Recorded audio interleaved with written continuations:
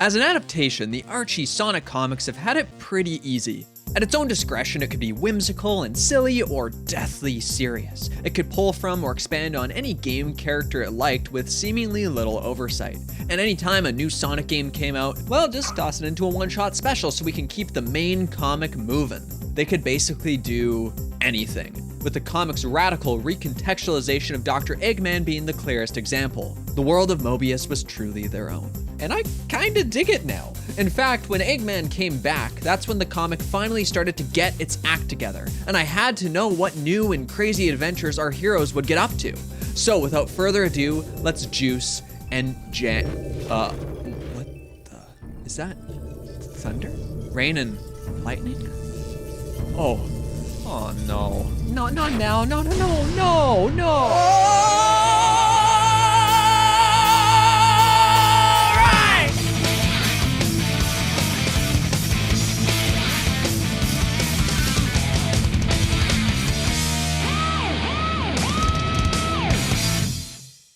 When Sonic Team made the big boy leap into the third dimension with Sonic Adventure, the Archie Sonic comics' ability to practically ignore the games seemed to change, at least in part. With a more involved narrative, the Archie Sonic writers were tasked with directly adapting a game story that had to go far beyond a single issue to tell its tale. Actually, it needed 7 issues to be precise. And frankly, it came at a completely inopportune time in the comic's own narrative. I mean, Uncle Chuck has been captured, there's these mysterious spacecrafts headed towards the planet, but you know what? It's hard to blame either Sega or Archie in this case, so I won't get my Sonic jammies in a twist about it. After all, this Sonic adventure is a big deal, so it makes sense that both parties would obviously pull out all the stops to ensure it can be as polished as possible. Right? Well, there's a problem here. Sega is, well, they're Sega, which means that this was done in the most inconvenient way possible for the comic staff, because Sonic Adventure released in English on September 9th, 1999. Meanwhile, the first issue of the Sonic Adventure tie-in comic released in November 1999. At first, that might not sound like a problem though. I mean, didn't that give them a couple months to get scripts ready? Well, no, it didn't, since these scripts are frequently written many months in advance. So if these adventure tie-in issues were written ahead of time, then that means that the writers probably didn't have an English copy of the game to work with. So surely Sega gave them a detailed rundown of the story, right? Sega never gave us anything to work with. Anything I got from the games, I had to dig up myself. Like Sonic Adventure, the adaptation.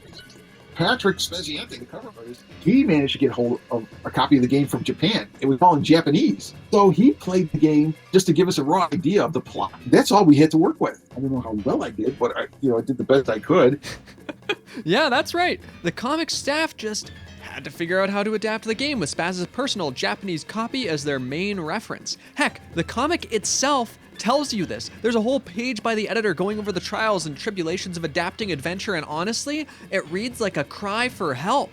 These poor people. Honestly, what did Sega expect? Were they supposed to get the plot by going off the commercials or something? Through osmosis, consult the ancient walkers for guidance? This probably explains a bunch of these moments where the lettering is suddenly different. These were likely last-minute changes, done in an attempt to make things fall more in line with the game's dialogue. And even without Sega leaving them hanging out to dry, this adaptation already would have presented a huge challenge. Because as should probably be clear by now, the world of Archie Sonic is not the world of the games. At all. And we've got all these other original characters to deal with. So how on earth, how in Mobius, were the creators supposed to connect the two? Well, to their credit, they actually did a pretty darn good job. See, the overarching narrative remains the same as the game, with Eggman releasing Chaos, the god of destruction, upon Station Square. Now it's up to Sonic and his friends to not only stop the Doctor's new pawn, but maybe even save it from its centuries of pain and sorrow, preferably through kicking its butt. Thanks to some awesome art by Stephen Butler, there's this extra spectacle added to so many of these iconic moments, especially the fight with Perfect Chaos. If nothing else, I can at least recommend skimming this arc for that alone. As far as the original material goes, I gotta say that I really appreciate how a lot of it is handled here. For example, the introduction of Station Square, or the Hidden City of Ancients. Here, Station Square is actually a secret underground civilization complete with an artificial sky and weather system. Just as well, the people living here go by humans rather than overlanders. Where Robotnik was always clearly a human of sorts in the games, I'm sure it was still rather surprising for some kids back in the day to see Sonic interacting with more realistic looking people. So it's cool to see that reflected in the comic. with Sonic and his friends being a spectacle to the people of Station Square, which leads to some fun antics and the start of a new partnership with the Kingdom of Acorn. Sometimes messy execution aside, it's pretty admirable how the comic consistently refuses to simply throw in new concepts from the games without finding some in-universe justification for their existence. As for other neat stuff, well, where in the original game you had to fight Chaos 4 3 separate times with Sonic, Tails, and Knuckles individually, the comic has them fight the monster all at once. That was kind of the narrative context of the game anyway, so the comic gets to lean into that through this cool team-up attack. Definitely an improvement there, and we even get to see a comic original form of Chaos, which is a great and very natural way to build upon the game. Speaking of the beast itself, in this continuity, it's from this dark Chaos Emerald looking thing rather than the Master Emerald, which is just because in the comics the Master Emerald was created under different circumstances, but that's a tale for another time. However, without a doubt, the coolest example of the comic going above and beyond the game it's adapting is its use of the hidden Metal Sonic located in Eggman's base in Adventure 1. This random background element that was a source of so much fan speculation was repurposed in a later issue as a final gambit against Station Square by Eggman during the Freedom Fighters going away party. It gets goofy one-liners and puts up a wacky and fun fight against Sonic, eventually being reprogrammed by Nate Morgan to protect Station Square from any future attacks by the Doctor.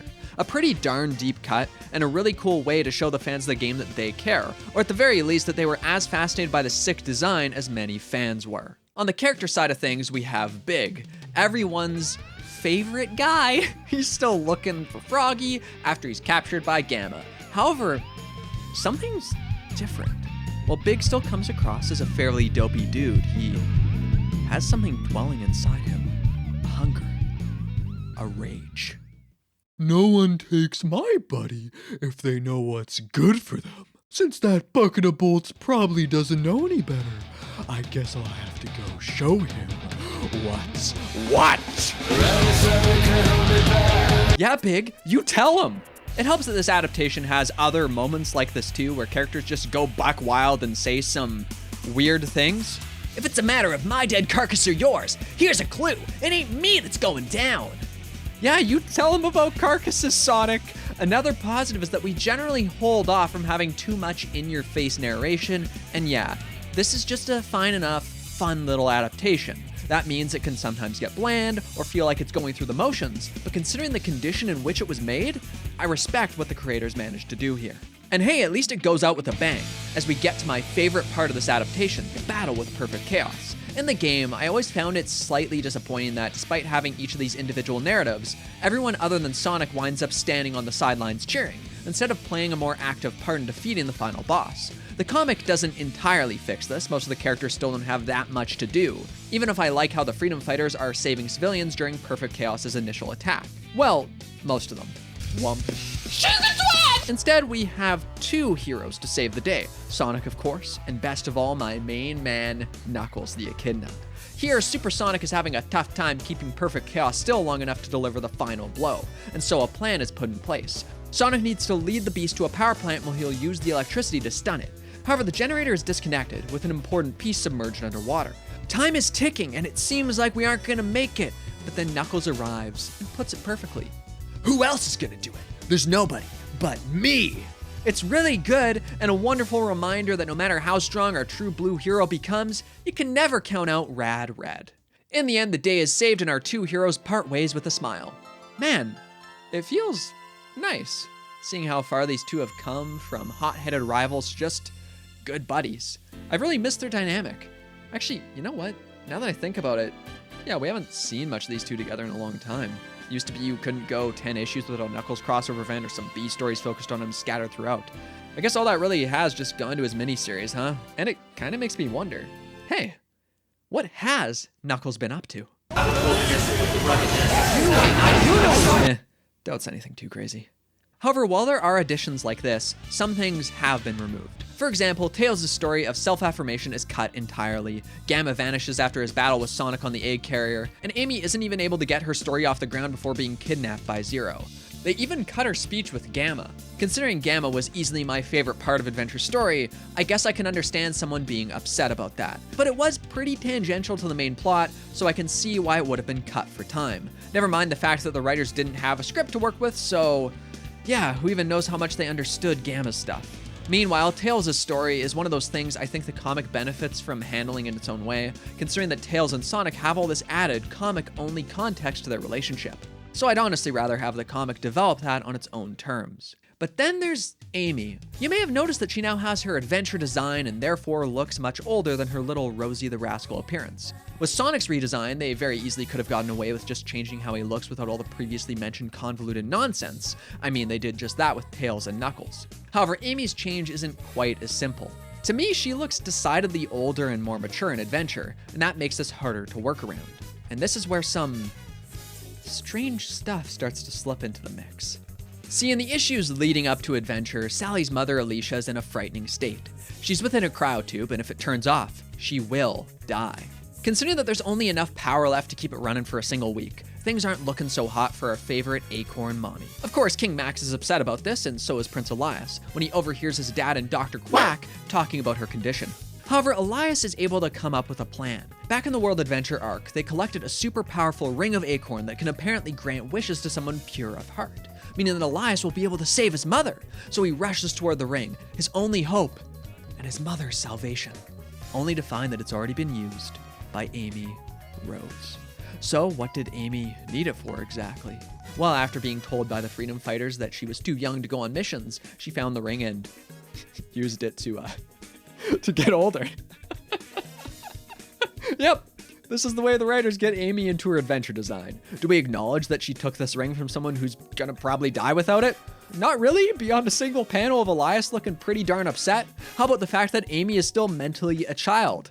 Yeah, Nate Morgan and Sonic are the only ones who really bring that up, and it doesn't lead anywhere. It just happened because the writers needed to find some way to get Amy to look like she was older, so I guess they came up with... yeah. To me, this is pretty clearly the comic getting pushed into a corner and rushed to come up with a solution. The type of thing that happens when you don't give your writer a script for the game they're supposed to adapt, when they're attempting to piece all this crap together at the last minute. So am I annoyed with the writers for this? No. And as far as the insane implications, well, Amy was hardly even on screen at this point, let alone a character. She's just a little kid and didn't really seem to know better either, so I'm more than willing to just chuck this under more Archie absurdity. After all, to quote Sonic Adventure, it doesn't matter. Even if this is a bit stranger than usual, even for this comic. And that's the thing though. This isn't some isolated incident, some little thing that just happens. This is a sign of things to come. A sign that things are about to get a whole lot stranger. Hello class, and welcome to the first lecture of Mobius 101, where we'll be going through the Archie Sonic the Hedgehog comic in all its glorious depth and beauty. I hope you're all as revved up and ready to go as I am, and worry not, we'll be diving knee deep into the hog soon enough. But first, what better place is there to start than with some fun facts?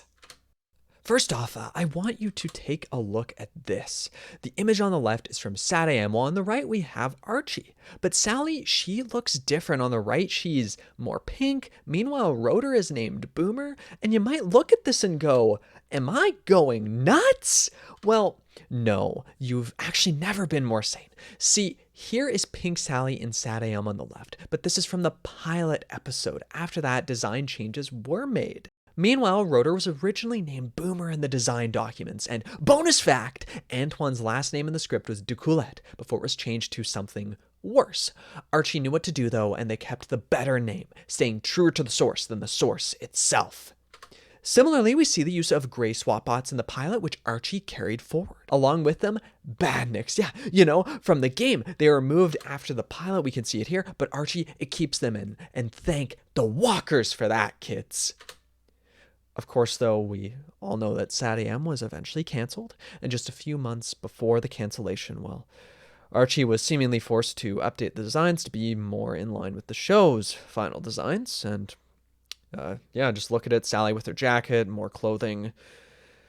Upsetting, I know, but don't worry, we can keep having fun. Ignore that sign, obviously. Not really, it's actually testable material. See, many kids think this is from Archie, but it's not. It's from Sonic's Shoes Blues, one of my favorite bedtime stories. Just soak that in. Anyway, next fact. Some of you might recognize this dapper man on the right, Nate Morgan. Well, originally he was a character made for SatAM. Fortunately, Archie ended up using him and even updated his design to be better. Speaking of things that were lost and made better, this story, Everything Old is Newt Again. This was originally scrapped, but in Sonic Archives 5, it came to us. Look at it. The Universe Salamander is back. Rotor is packing new and improved heat. And you know what, kids? I think I might be too. Wow, it's so fun. And I can't help but wish it could always be like this. But it can't. Things change. All right, change is inevitable. And as Nicole is sure to tell us, things are about to get more complex. And honestly, I don't know if I'll be able to keep you kids all safe. Back in the day, the Archie Sonic comics began as a comedy, a gag story driven by one-off conflicts and silly shenanigans. But we've moved pretty far from those days, haven't we? Things have been a whole lot more plot-driven, for better or worse, with a lot of serious stuff happening. However, with the return of Robotnik came the resetting of the status quo, of the battle between the heroes and their villain. But it isn't only the plot that's reset. In some ways, the tone has returned to the olden days as well, because the comedy is back. Silly wordplay, Sonic's snappy personality, and various goofy conflicts that become greater than the sum of their parts due to the sheer variety of it all are once again the focus. And I found myself having far more fun with the comic than I expected. For example, you've got Sonic punishing this genie guy for stealing his speed by tossing him into a lake and trapping him for all of eternity. You've got Eggman putting his consciousness into this ridiculous-looking robot, talking about how he should have baked a cake or something, and swatting at Sonic with his stupid arm only for this to happen. Stop! My arm is killing me! Well, your face is killing me, but you don't see me complaining. Now say, ah! Hasta la vista, mister. And speaking of the Doctor, we actually get a story about the old Robotnik coming back to life, and then crashing at Sonic's place for an entire week. That's right, the man who tormented and tortured Sonic and Co. for years is now an obnoxious roommate. Eventually, Robotnik wants to go and meet Eggman, talking about how he must face himself and how he wants to work with our heroes going forward. What do they think? Whatever. Go fish. As it turns out, this was all a plot by the two doctors to capture the freedom fighters. But they also knew this was coming and simply used it as an excuse to destroy the machine that brought Robotnik back in the first place. But okay, now we have two Robotniks to deal with, right? Wrong, because the freedom fighters also knew that Robotnik's new body was unstable and just didn't tell him because they were waiting for him to eventually die. Oops, and we never see him again. We fear the worst. It's up to you to find her and complete the mission. Stop Robotnik. Why didn't you call us in the first place? Oh, please forgive me. What was I thinking? I should have known better. Dude, chill. Let's see if this sword of acorns could actually restore Mobian free will. Ah, useless! It's useless! My precious combat's incinerated in vain! I'll make Sonic pay for this by striking down his beloved uncle. Bah! It's ungratifying if he isn't here to see me do it. I'm bored. These drop-top limo drives always get me in an assassination frame of mind. Wait, was that a joke about JFK? Yeah, that's right. This isn't the same tone as the gag era. There, the comedy was a lot more lighthearted, leaning towards slapstick and punny jokes. Even Robotnik was relatively tame. Now things are different.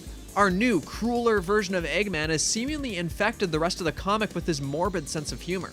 Some of this is relatively benign, like wordplay based on swearing, but other times characters are treated with such inane cruelty that the cruelty itself becomes a sort of twisted joke. And some story endings are so contrary to typical hopeful themes that I couldn't help but burst out laughing. While some of this seems intentionally funny, there were other times where I wasn't certain. And really, this almost feels like a dark comedy. This shift can be felt all over this section, but let's start from the beginning with the era's first two-parter, Heart of the Hedgehog, a story where Metal Sonic returns to defeat Sonic. He kidnaps Tails, places him in a volcano, and challenges Sonic to get to him before it erupts and kills his best buddy. Metal Sonic has some banger lines like, "Have a good trip, Sonic, don't forget to die! Grow up, Tails, it's a cruel world. I'm listening to your moans of pain and thoroughly enjoying them." However, this story actually uses Sonic and Tails quite effectively, with a structure that complements this conflict. See, we begin with Tails feeling inadequate because he can't keep up with Sonic. Sonic, being the swell fellow he is, encourages Tails, telling him that this is all part of training. He needs to learn, and that's okay. So we're getting a little likable snapshot of their relationship. But this also serves to build up Tails' success later in the issue. After all, Metal Sonic beats Sonic, and all that Sonic can do is try to talk him out of killing Tails. He tells him that all the power in the world doesn't mean anything if he's closed off from his feelings, from friends and the joy of being alive. Unfortunately, this doesn't convince Metal Sonic. As such, all Sonic can do is tell Tails to run away, but Tails refuses. Even if it means dying, he'll stay with Sonic. Suddenly, this act of hopeless self-sacrifice, of friendship, convinces Metal Sonic that his organic counterpart was right. This way, Tails has succeeded where Sonic couldn't, has put his words into action, and his arc in the story is realized. Now, you might be looking at this and thinking, okay, but why do you think this is a dark comedy? This doesn't sound that funny. Well, there are a couple things that get me giggling here. First, the art is incredibly silly. I mean, just look at Tails. Look at him. He's not doing good. Then you've got Sonic talking about the possibility of metal having some robotic soul and it should mean something to me, but look at his face. There's this constant clash between the serious nature of the story and the art depicting it, and honestly, I love it. It takes what could have been a fairly okay-if Rush tale and turns it into this strange, tragic comedy. And that tragic element is the other side of this comedic coin, because Metal Sonic doesn't just kind of become a better person or start reconsidering things. No, at the flip of a switch, in one panel, my man is willing to die for them. And the way Metal Sonic goes out too, where as he's melting away, he tells Sonic and Tails to not worry about leaving him to die because after all, he's just a robot, a powerful, unfeeling robot. Wow, it's so violently tragic out of nowhere. But this story has nothing on Against the Haunted Past. Here we explore Monkey Khan's, you guessed it, haunted past. Immediately, it's clear that Monkey Khan doesn't quite fit in with his village. The rest of them are pacifists, but he likes to fight, and he's good at it too. However, his father gives him some sage advice. There's no conflict that cannot be resolved through communication and reason. Wow, wise words from a wise man. Except that right after he utters those words, Robotnik swoops in, kidnaps everyone, experiments on them, and kills each and every one other than Monkey Khan, who he, as we know, mutilated and tortured to transform into a cyborg. Folks, I was in disbelief. Just, wow. It seems that the village's ideas were too weak. They were wrong. Not all conflicts can be solved through communication and reason, I guess. Sometimes you should fight, and sometimes even that isn't enough. As at the end of the story, it's revealed that Eggman has roboticized another helpless village, leaving Monkey Khan the sole survivor of another ghost town. Wow. Monkey Khan's life feels like one big, tragic joke. And this poor guy is the punchline. The unexpected message, the suddenness of their deaths, the art, all of it comes together to create a story that makes me laugh at it even if I feel like I shouldn't. But you know what? There might be an even better one. Crouching Hedgehog, Hidden Dragon. This time, Sonic is tasked with defeating the dragon named Zan, who has been terrorizing Station Square. Working together with the army, Sonic hunts down the dragon and learns that it's Dulcie's boyfriend. Yeah, that's right, Dulcie's back, one of the protagonists of Endgame. Wow, how are we gonna treat the return of this character? Well, Dulcie has been abused by her boyfriend. Yeah, Sonic comic is tackling this. Dulcie even has a moment where she talks about her complicated relationship with Zan to her friends. Zan loves me. Then why does he hit you? In your face, dragon breath! Maybe it's my fault. Don't go there, gal. You know you're beautiful, don't you? You can't stay with Zan. Did you set the explosives? You bet, Haunch! Boom! Okay. Why am I laughing at this? Well, first off, this is the Sonic comic. Even though I'm not the sort of guy who thinks anything is inherently off limits for this story, this is truly bizarre. Like the whole time I'm reading it, I'm looking at the art and the characters and going, how did we get here? How did this get through production and happen? Honestly, it would be a lot easier to take seriously if the comic committed to it a bit more. Instead, this instance of abuse is simply treated like a little spice that's thrown on top of this otherwise simple, silly story as we follow Sonic's goofy antics, reminding us that this comic is both a silly action romp and that we're fighting a dumb red dragon who's helping us explore abuse. Actually, you know what? I don't know what Sonic's deal is in this issue, but he is hilarious. The moment Sonic sees that he'll be working with this group of soldiers he beat up a few issues back, he just starts laughing right in their faces, only for Sally to cover for him by saying that it's custom to laugh at one's allies in their culture. My dude is sitting in the copter asking if anyone likes action movies. He starts singing on their way to execute Zan. What is going on? He doesn't give a crap. It really captures a feeling you don't see often in fiction. You know, when you go to a friend's house and they're in a real weird mood for some reason, maybe even arguing with their parents a bit, and it gets awkward because they aren't normally like this. Yeah, remember that? Maybe that's just me. Anyway, what the heck was I talking about? Oh yeah, at the end of the story, we catch up with what happened to the fire-breathing beast as the freedom fighters stand over Zan's grave, silhouetted by the night sky, and we end on the line. Guess it all worked out in the end. Okay, sure, but hear me out. Did it really? Keep in mind that though Zan was a filthy abuser, we also learn in this issue that Station Square was just kind of destroying his home for military tests because they could, I guess. And now they'll be able to use all this land to continue testing weapons with no one to stand in their way. Who knows how many innocent creatures will fall in their wake? Is Sonic okay with this? Who knows, man. Oh, and by the way, Dulcie's gone now. She won't return for actual years of real-world publishing time, and even when she does, we don't follow up on her feelings or this story. In fact, there, we get a joke about her abuse, so what am I supposed to take from this? That's also actually the last time we see her in the rest of the comic. This is her send-off? What is happening? But then I remember. I don't know. I don't care. It's funny and it doesn't matter. However, all of this pales in comparison to what I like to call the Overlander saga. This is an arc that spans 10 stories and many months of real-world time. And while this section is less focused on the comic's twisted sense of humor, though it's still there, it is the perfect example of the comic's unrelenting, manic tone. We begin with the Wrath of Khan. Here, some of the Overlanders have returned from a space expedition. Since they still believe that these animal fellows are dangerous, they go to Eggman, thinking that he'll keep them safe. You can't really blame them either, since Monkey Khan swoops in and starts being a psycho, and he's attacking people because he's a bit bummed out about the whole Dead Village thing. However, Sonic, being the hero, being a swell guy, he still wants to save them. Some of the dialogue in this issue is a real treat, and I say that without a hint of sarcasm. This comic is getting really funny.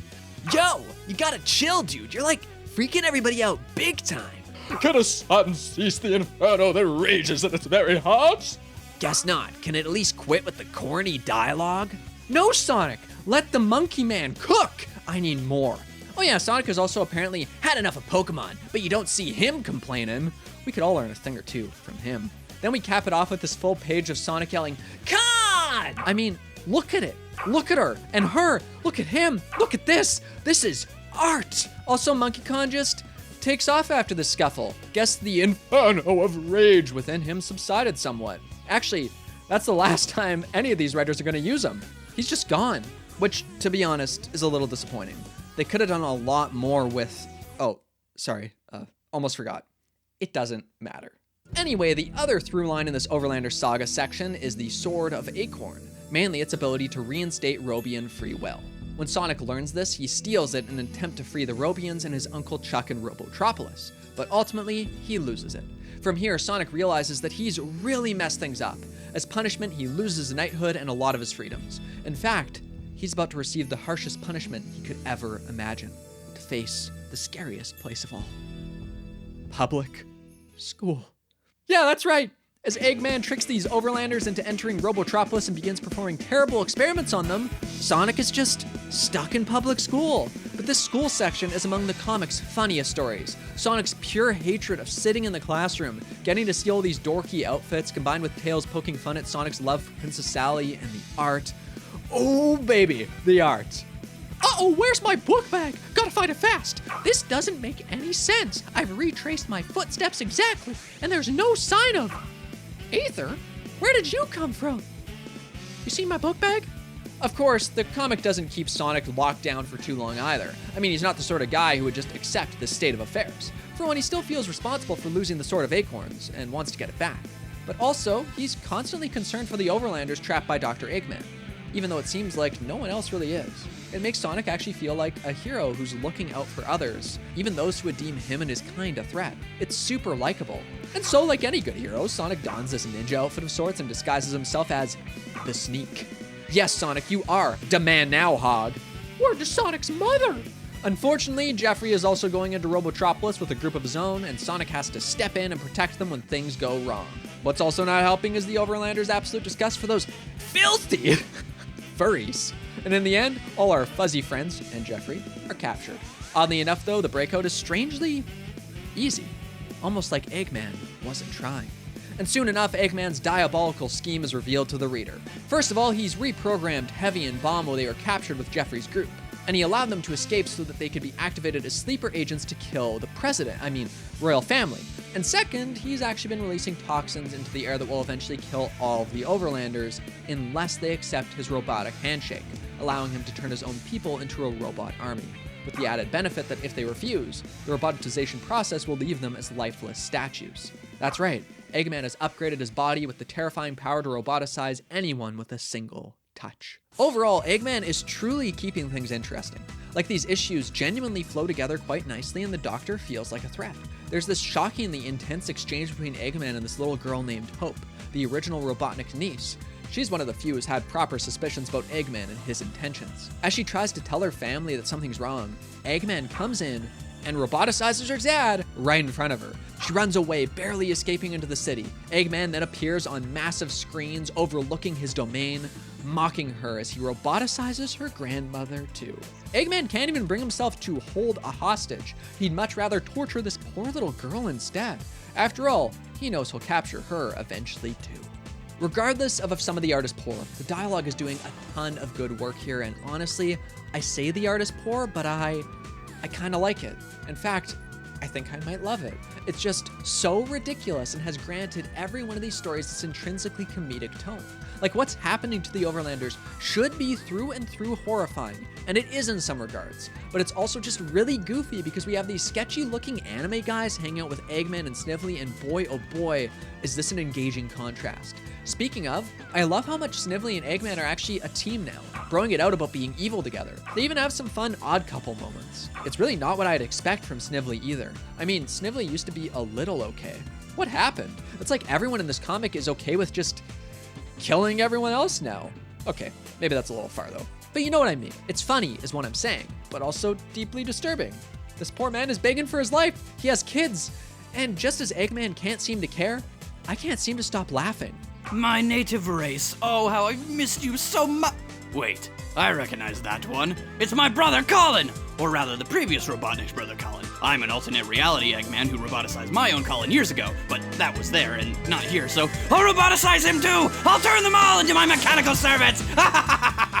But then there are the dramatic moments between our furry friends. These bits of vulnerability that should land, but are just, wow. Here, the gang believes that Sally is dead after she's been driven off a cliff by Kodos. Don't worry if you forgot who he is, it doesn't matter. What matters is that the dialogue alone is fine enough, but then you look at their faces and...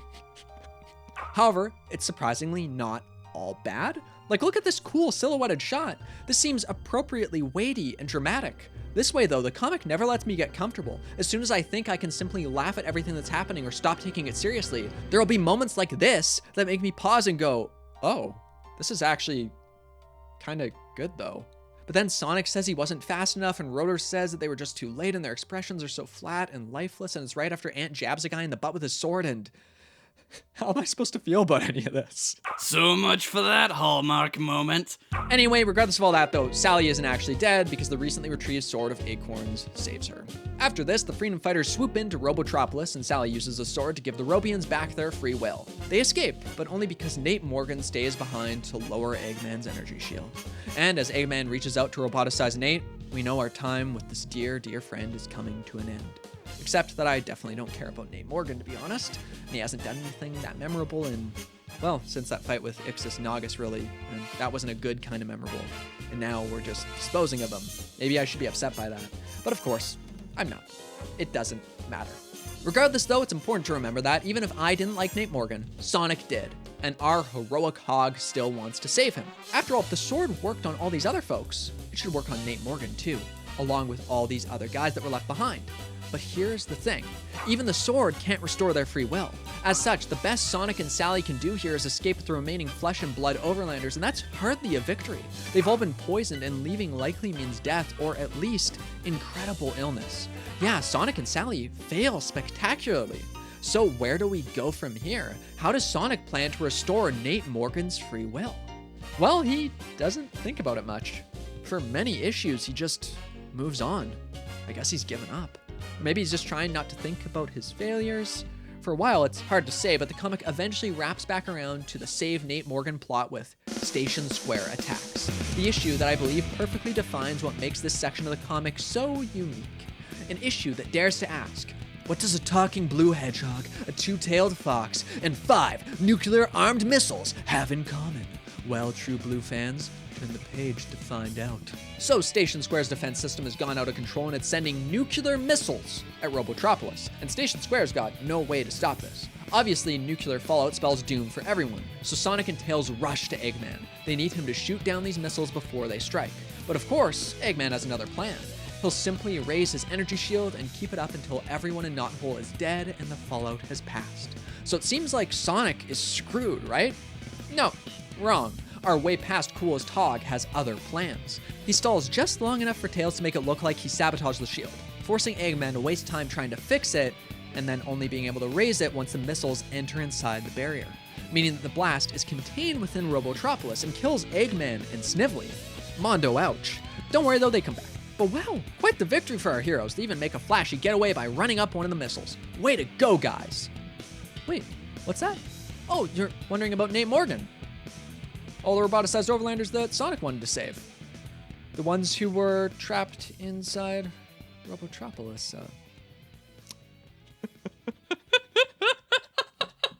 They're dead! Strip me naked and call me Sally, folks! They're actually dead! Sonic murdered them! His body count, how did the writers forget? The writers forgot? Did they forget? Did they not care? What happened? Why did he kill so many people? It doesn't matter. It doesn't matter. Back in the World Adventure arc, there was one story that invoked a similar, if way more subdued, reaction from me.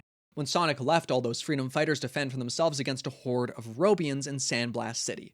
Sure, those guys were jerks who wanted to imprison Sonic as their personal protector, but the way in which Sonic casually dismisses the idea of helping them when Tails brings it up is notable. Personally, I just found it funny, but it's clear that a good amount of Archie Sonic fans thought it was kind of problematic for his character being a hero and all.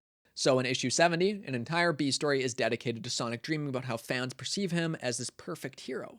Eventually, he wakes up screaming and confides in Tails that he feels bad about what he did to Sandblast City.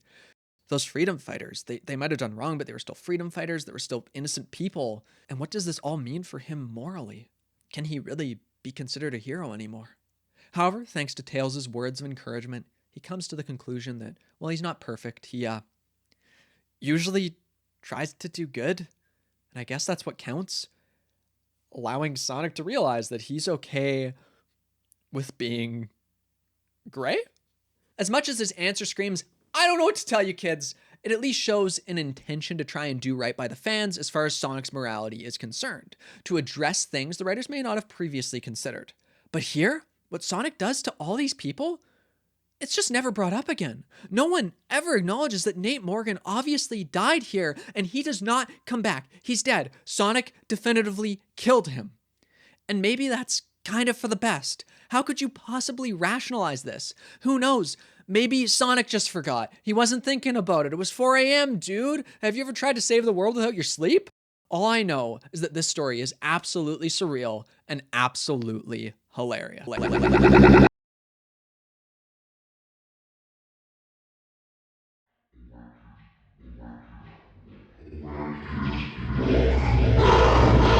Alright kids, welcome back once again. Today we will be entering the zone together. What do I mean by that?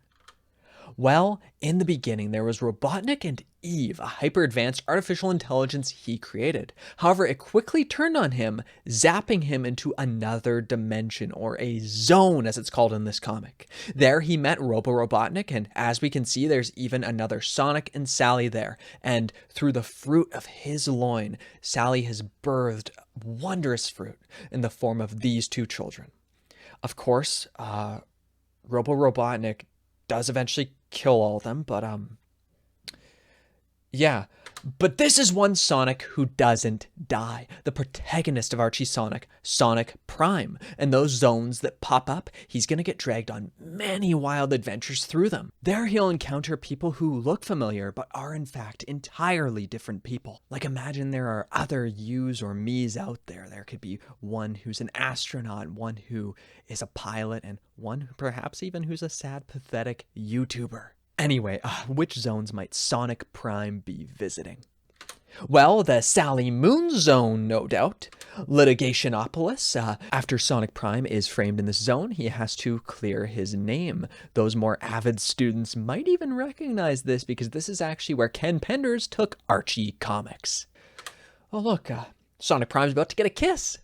And you know who I want a kiss from? That bot on the right, students. Anyway, the art here, it's really impressive. Kids. Oh, this one. This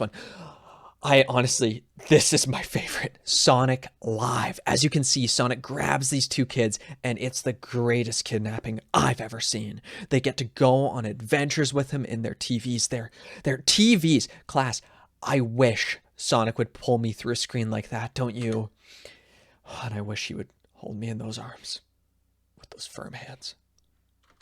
Thankfully, I don't ever have to feel too far from Sonic Live's presence. This is my very own signed copy. Trust me, this issue, it's gotten lots of personal use. Anyway, now it's time for Sabrina the Teenage Wish. As you can see, her and Sonic are having lots of fun in this crossover special. I really can't help but look at this and wish that Sonic would do that sort of playtime with me. We can even see them having post-playtime arrest. But, of course, Sally has to ruin the fun by threatening to dox this innocent witch, with all these villains from their world coming to attack if she does that. Seriously, why does she always have to take control of the situation like this? What a teenage... Sorry, almost lost myself there. But at least I can find myself again with Sonic Underground. Yeah, this is another crossover, all right. However, at this point, you might have asked yourself, how are they traveling between these zones? Well, through the cosmic interstate. It's like a road you drive on to cross between zones. And who watches over that road? Sonic the Zone Cop. And he's from the perpendicular zone, which is why he always stands that way. This is just the sort of savvy world building you can only find here, kids.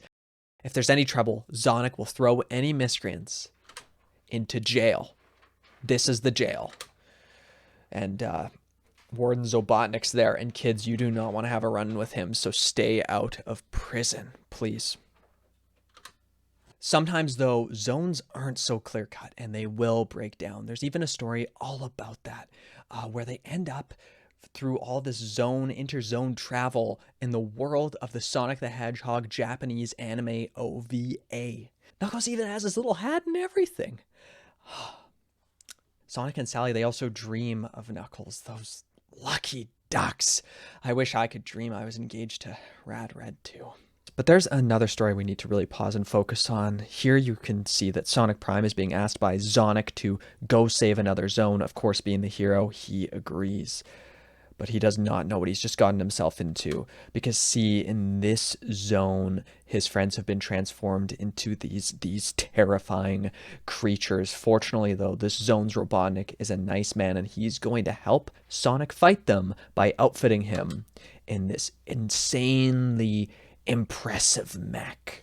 As you can see, though, he has to fight them, and it's a hard fight. It's a bad fight, and there's even Rad Red in the background. He's been transformed too. Worst of all, his own father. Well, this dimension's version, at least, Jules Hedgehog is a mutant as well, but Sonic duty calls, and he strikes him down. He strikes him down. And the pain and the anguish he feels there, students, I mean, when I look at this, I can't help but think of something really similar that happened between me and my father, and I had to do it. I didn't have a choice, but that doesn't... God, I miss that man.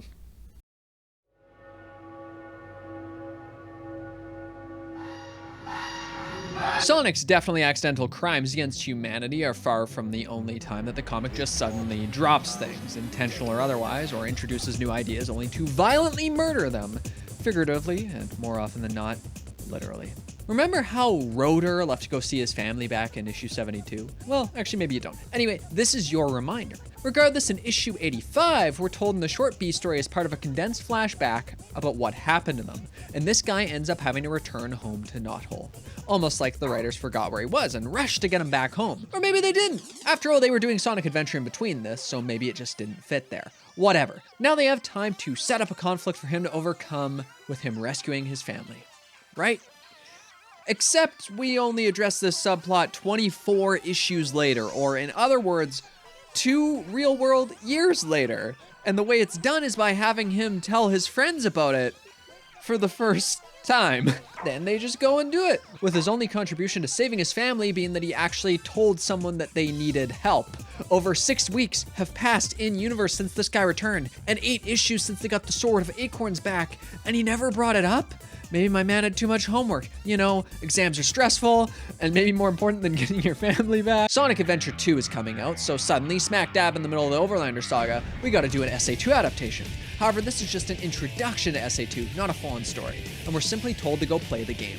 One problem with that. The game doesn't slot neatly in with the comic. Knuckles and Tails literally couldn't be involved in SA2 storyline because they're off doing other stuff, but that's a tale for another time. Amy's involvement also doesn't really work as far as the comic is concerned because she hasn't become the matured character her SA2 counterpart requires her to be. And while the comic does address that this is the case, it makes the audience then question, what from SA2 is canon to the Archie comics? Since characters from Archie are in the prologue chapter, this means that Sonic does meet Shadow and experience some version of SA2. Shadow is going to appear later on, so what does this mean? The Sword of Acorns is definitely a thing, and has been our go-to MacGuffin for a while now. Passed around most recently by Uma and Kodos, who kept it out of the hands of heroes and villains alike before it had a chance to resolve the Robian conflict. If you can't remember them, that's fine. Combined, they have about as much characterization as the magic sword itself.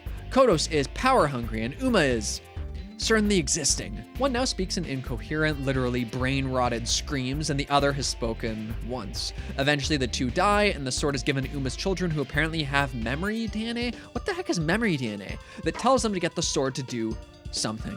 Well, okay, I thought Uma was on Kodos' side, but then she obviously took the sword from him, so I figured that maybe she wanted it for herself, since Kodos implied he would kill her. But what did she do with the sword that her children can now fulfill? Wait. So the sword was stolen when Kodos went to sleep, then 6.5 weeks passed, and now he's looking for the sword? I don't know what's going on. This is Tommy Turtle, the fella who taught Sonic the Hedgehog the meaning of friendship. You ever heard of the tortoise and the hare? There you go. No need for a recap. That's the story. And oh my gosh, is that Sleuth Doggy Dog?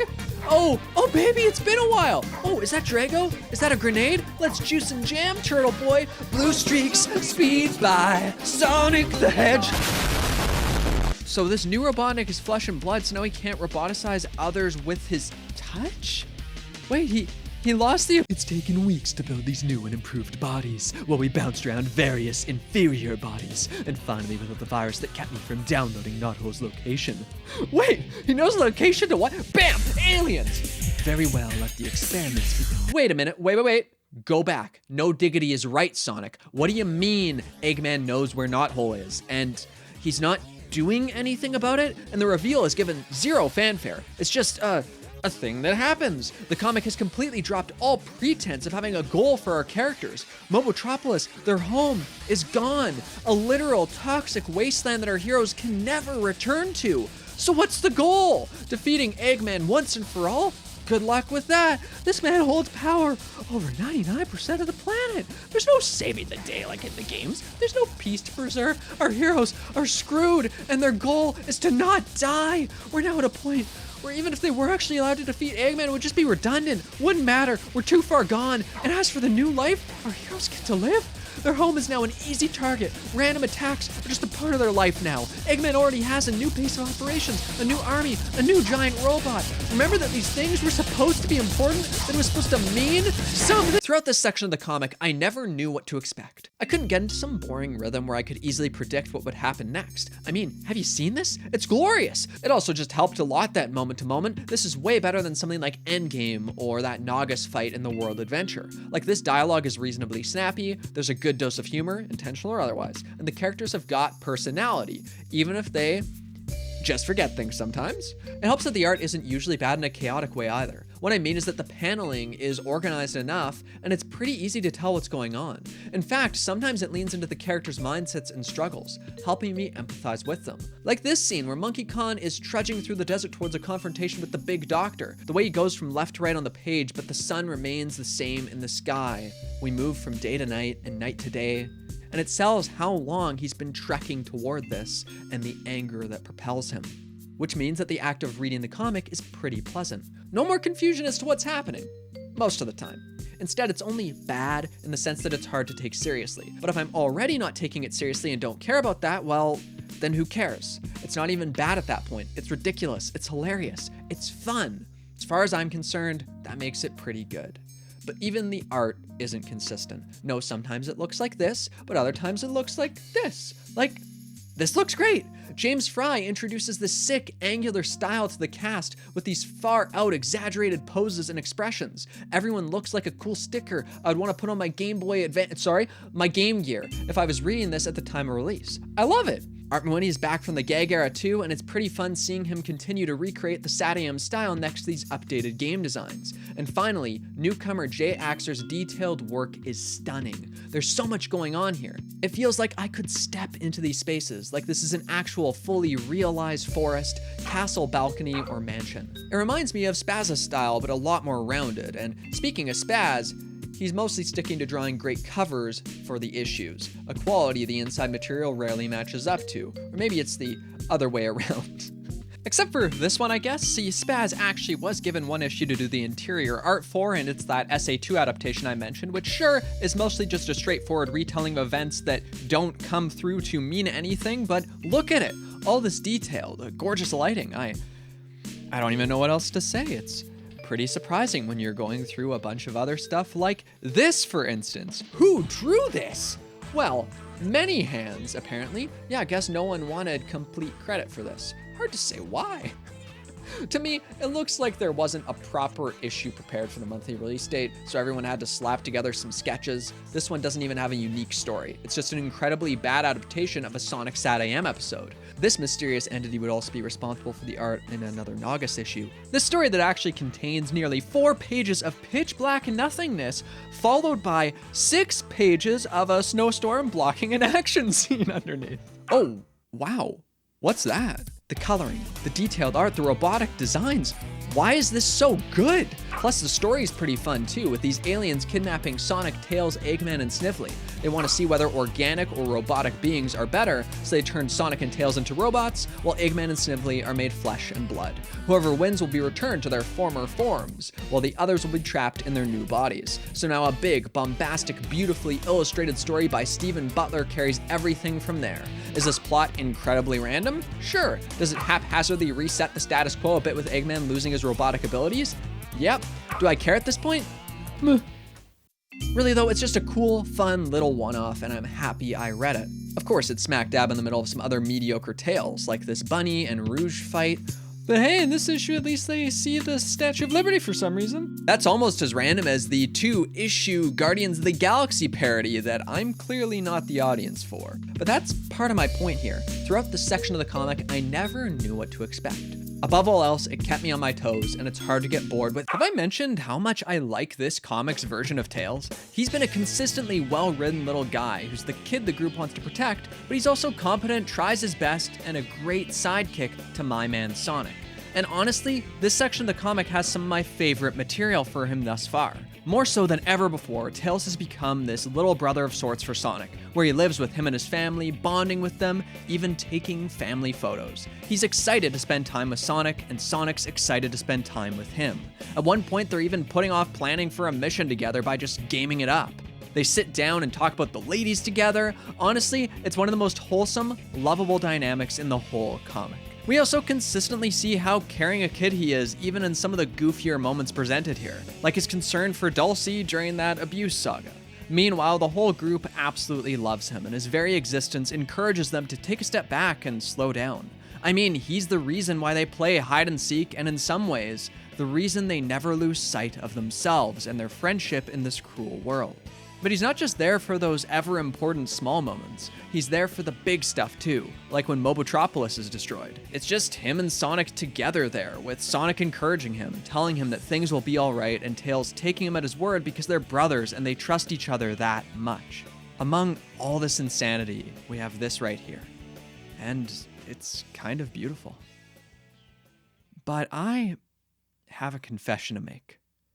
This isn't Tails. None of this was Tails. How could it be?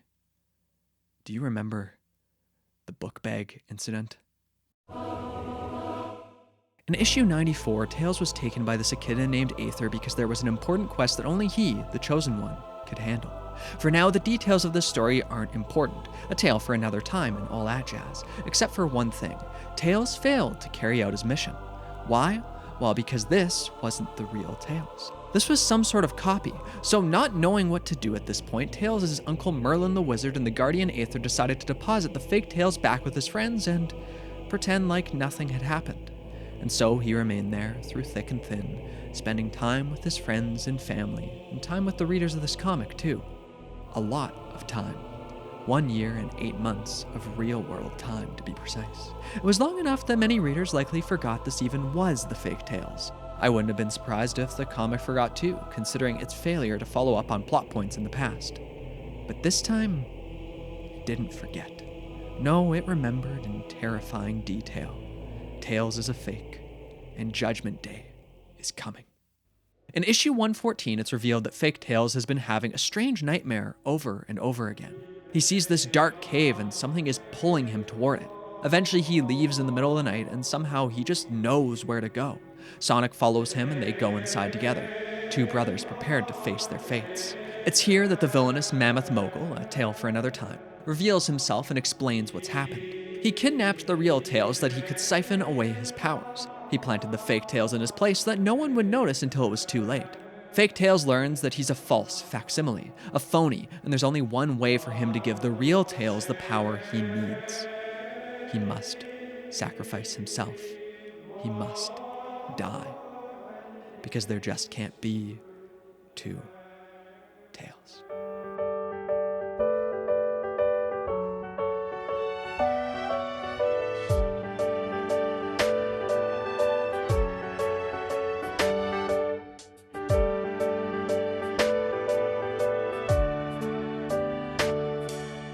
Good times and bad times, I can count on being with you. I thank you for staying so true. My life will go on a long time, have to catch up when I see you. And you are my reason I can make it through. I will give my word that I will come in time to rescue. My heart will always be with you. I'm so glad I met you, being with me wherever. We're made for each other forever. Just like a river that flows, just like stars in the dark night. Lead me in the storm, lead me in the dark. You are the light of my life.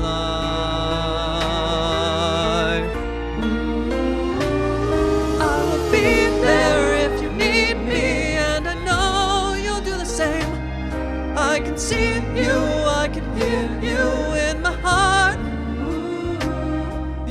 be here if I need you. I will never have to guess, 'cause we are very special friends.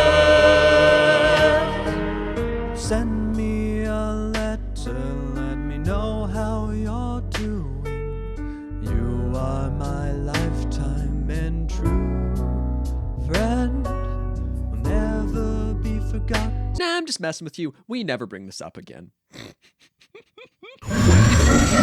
All right. Right, everyone. Today, things are going to be a little different. Professor Lowart is out. He's taking a mental wellness day, and he asked me to cover for him. I am Professor Bill. I teach Acorn Studies here at the university, which means I am more than familiar with the material you are supposed to be covering today, the Tales of the Great War. A wonderful battle between the Overlanders and the Acorn Kingdom. Which, speaking of, let's go back to one of the first generations in Mobian society, where we find Alexander Acorn gathering the disparate peoples of his era to create the first multicultural society on planet Mobius. However, as we all know, not all people are created equal, and the Overlanders, in their awesome might, just refuse to engage with the well-meaning but simplistic ideals of Alexander. Still, the Mobians and Overlanders were able to live in peace for a time, rarely interacting. Thankfully, however, that was about to change, as Alexander's grandson Emerson would encounter the Overlander named Paladin. Things started rather friendly. The two are hitting it off. But not for long.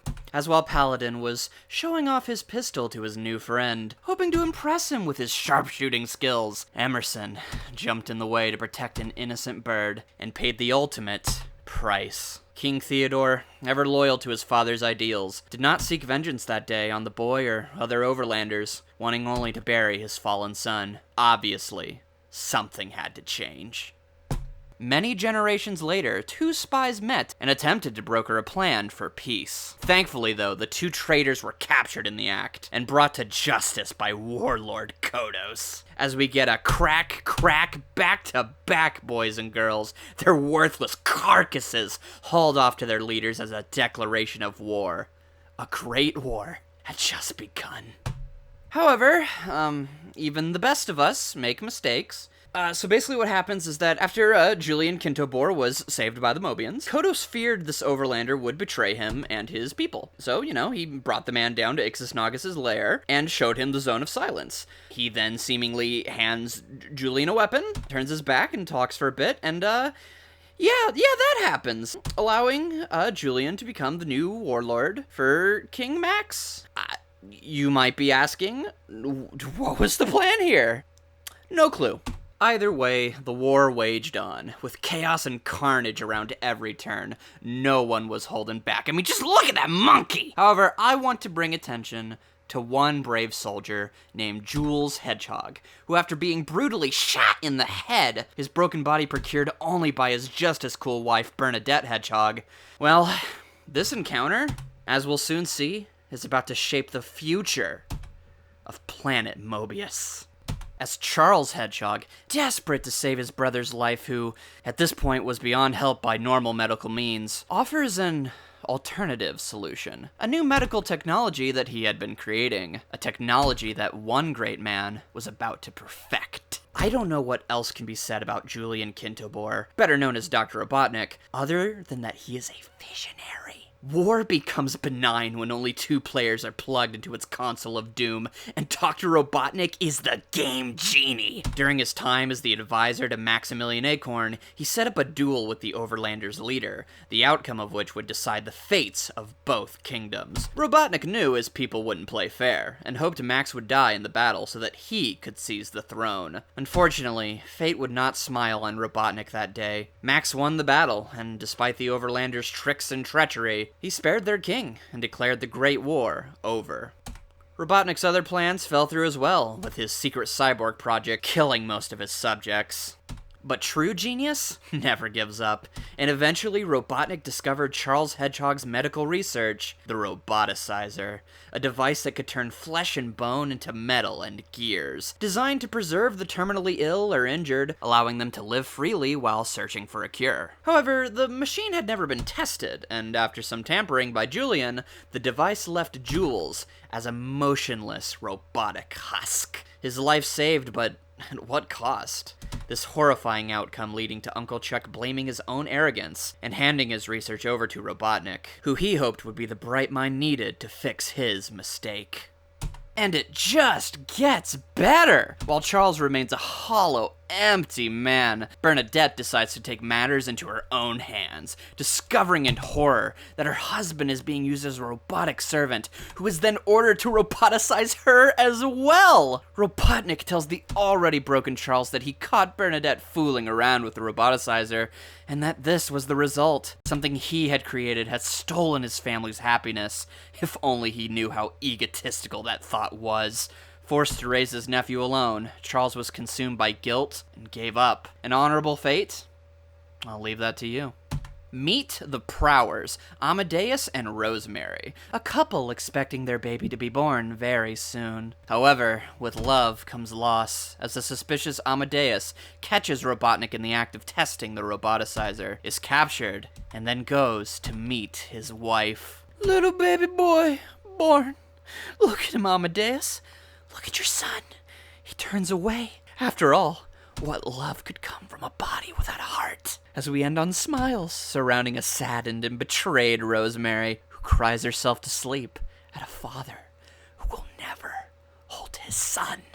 Okay, so unfortunately in times like this, just when things are getting good, someone inevitably asked, "Who's thinking of the children?" And unfortunately, we have to. So, throughout the comic, there's times where we see the freedom fighters as kids, contextualizing their bonds, showing how they become a team, how they found their old clubhouse, blah blah blah, you get it. Homework. Now, this was originally assigned by Professor Lowart. He wants you to do a presentation on one member of the original freedom fighters. All I ask is that you give it your all for the professor. Please. He's been really down lately. I know that every year this is his favorite part of this class. He gets in a Sonic outfit, he doesn't shave, he really goes all out. Please make something with heart. Find one specific trait from these kids and dig deep into what draws you into them most. That passion will come through. And I can't believe I'm saying this, but I hope if you really do give it your all, and the professor sees it, that it can cease the war within that man. My friend. Glasses. This treatment of fake tales communicates something to the reader. Not only shouldn't you care about these narrative threads, you shouldn't care about these characters. They'll get tossed away, discarded, or even erased at a moment's notice, and it will not be treated like a big deal. It might not even get brought up again. This isn't really me complaining about the comic either. No, this is purely about tempering my expectations and understanding what I'm in for. But remember how I said that this comic keeps you on your toes? Yeah, that isn't just about the variable art or the unexpectedly fun issues. It's also with its characters. Because even though we have moments like this where Sonic kills his friend Nate Morgan and doesn't realize it, or Fake Tails disappears only to never get mentioned again, we also have stories that treat these characters with a surprising amount of dignity and care. Somehow, in the middle of all this aimlessness, the comic still manages to create some strong and endearing character stories that, at times, genuinely moved me. For instance, take Mistaken Identity Crisis. Here, Antoine, wow, yeah, I haven't talked about him in a while. Anyway, sorry, Antoine's dad has finally returned to Knothole with his free will intact. He and Ant obviously need to reconnect. However, just as they're talking and going for a stroll, a portal opens and Sonic the Zone Cop crashes through. Sonic rushes in, grabs him, and takes him to get medical treatment. Seeing this, Ant's dad can't help but praise Sonic, always with the bravery and the heroism. His father must be very proud. Understandably, Antoine, who views himself as something of a coward, feels insecure. Isn't Sonic the type of son his dad wants? No, the type of son his dad deserves. However, when Sonic notices that Ant is upset, he devises a plan. He'll dress up as a thug causing trouble and let Ant stop him. That way, his dad will see him as a hero, and everyone gets to be happy. Already, there are a few things I like. For one, Mooney's art is wonderfully expressive and sells these characters' emotions exceptionally well, especially Ant's sad face. I mean, look at the poor little guy. Don't worry, I already love you just the way you are, buddy. Meanwhile, Sonic used to be something of a bully to Ant, but now he's changed. He understands what it's like to want a good relationship with your dad, to have him back after a long time away, and he wants to help Ant be as happy as possible. Even if a plan to fool Ant's dad is morally dubious, it stems from such an understandable, caring place that it only makes Sonic more likable, while selling just how badly Ant wants his dad's respect and admiration. Soon we learn the reason for Sonic's arrival. Evil Sonic is wreaking havoc, and has made his way to this zone. However, Ant is blissfully unaware, bragging to his dad about impossible feats of heroism, which his dad begins to gently question. Ant, believing that this is still part of the plan, goes for the attack and one-shots Evil Sonic, saving the day and possibly the multiverse. Sonic congratulates him and Antoine is very confused. I really like getting to refocus on Ant's character like this. Without undermining the somewhat cowardly characteristics that are key to him, the story reminds us that he can be competent if he believes in himself. And it does that with a quick, snappy, comedic story about a father and son trying to bond after a long time apart. It's a cute little one-off, and from the art to the writing, reminded me of the Gag Era days and some of the wonderful stories there. Really, it feels good to know that the comic hasn't completely forgotten those earlier characters and that earlier side of itself, even if they are more off to the side right now. As another example, we have the story Upgrade, and I really like this one too. Here, Bunny's body begins to betray her, kind of like that dream she had back in the Gag days, see?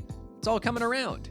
Here though, her robotic parts are even starting to poison her organic half. If the doctors don't remove them and replace them with new versions quickly, she will die. However, if they do this, Bunny can never be de-roboticized, as the process won't work on anything but her original robotic limbs. They could also try to de-roboticize her with the Portabot, but since it was destroyed, it's very likely that the modified version they have been using will kill her if the specs aren't exactly the same, which they probably aren't. There really is only one option here, and it's not what Bunny has ever wanted for herself. And the art by Fry sells that despair wonderfully with these silent panels. And then Antoine appears, coming to comfort Bunny any way he can. This interaction is only a single page, yet the dialogue here conveys so much tact and care to the situation. The way Bunny asks, "Do you think you could still love me if I remain like I am for the rest of my life?" feels so much more real than if she had said something like, "If I stayed part robot." It strips that absurdity away and gets straight to the heart of the matter. And as Antoine assures her that as long as they can be together, he will love her, we get the wonderful addition of Bunny appreciating Antoine, not just for being her boyfriend, but for being her best friend. It's so sweet, and while this is the most focus these two get as a couple for a while, I always appreciate just seeing them be so supportive of each other, even if it's just in the background. Now, if these were just some small, isolated events, they wouldn't mean that much to me, though. Sure, they would still be nice, but I wouldn't be talking about them like this. So obviously, there are plenty of these stories that take on a similar tone, that focus on similar themes of connection and friendship. For example, I'll Shoot the Sheriff. This one also involves Ant's dad. See, before his dad regained his free will, he was one of Robotnik's tyrants, and he ruled over Robbo the Hedgehog's hometown. Now Ant's dad has regained control over himself, but Rob doesn't trust him. No, he's seen this guy do too many terrible things, so he decides that he's going to spy on Ant's dad, watching his every move, waiting for the moment he slips up and shows his true colors. Of course, Ant's dad doesn't even know what's going on and eventually snaps, facing Rob head on, saying, rather than spying, "Why not keep me company?" From here, they play games together, share stories around a campfire, and practice shooting with a bow and arrow. And after that, Rob leaves, understanding that this man is not the cruel monster he once was. In fact, he's a kind, gentle soul, and now a friend. Of course, this arc is simple, but that isn't what matters. What matters is that it's incredibly sweet and gives its characters proper room to breathe and deal with their problems. After all, it would have been incredibly easy to never have Rob acknowledge what Ant's dad had done, or to simply trust that he's okay now, which might have been fine, but this feels so much more real. He saw so much pain and destruction seemingly at this man's hands, so who can blame him for being a bit wary?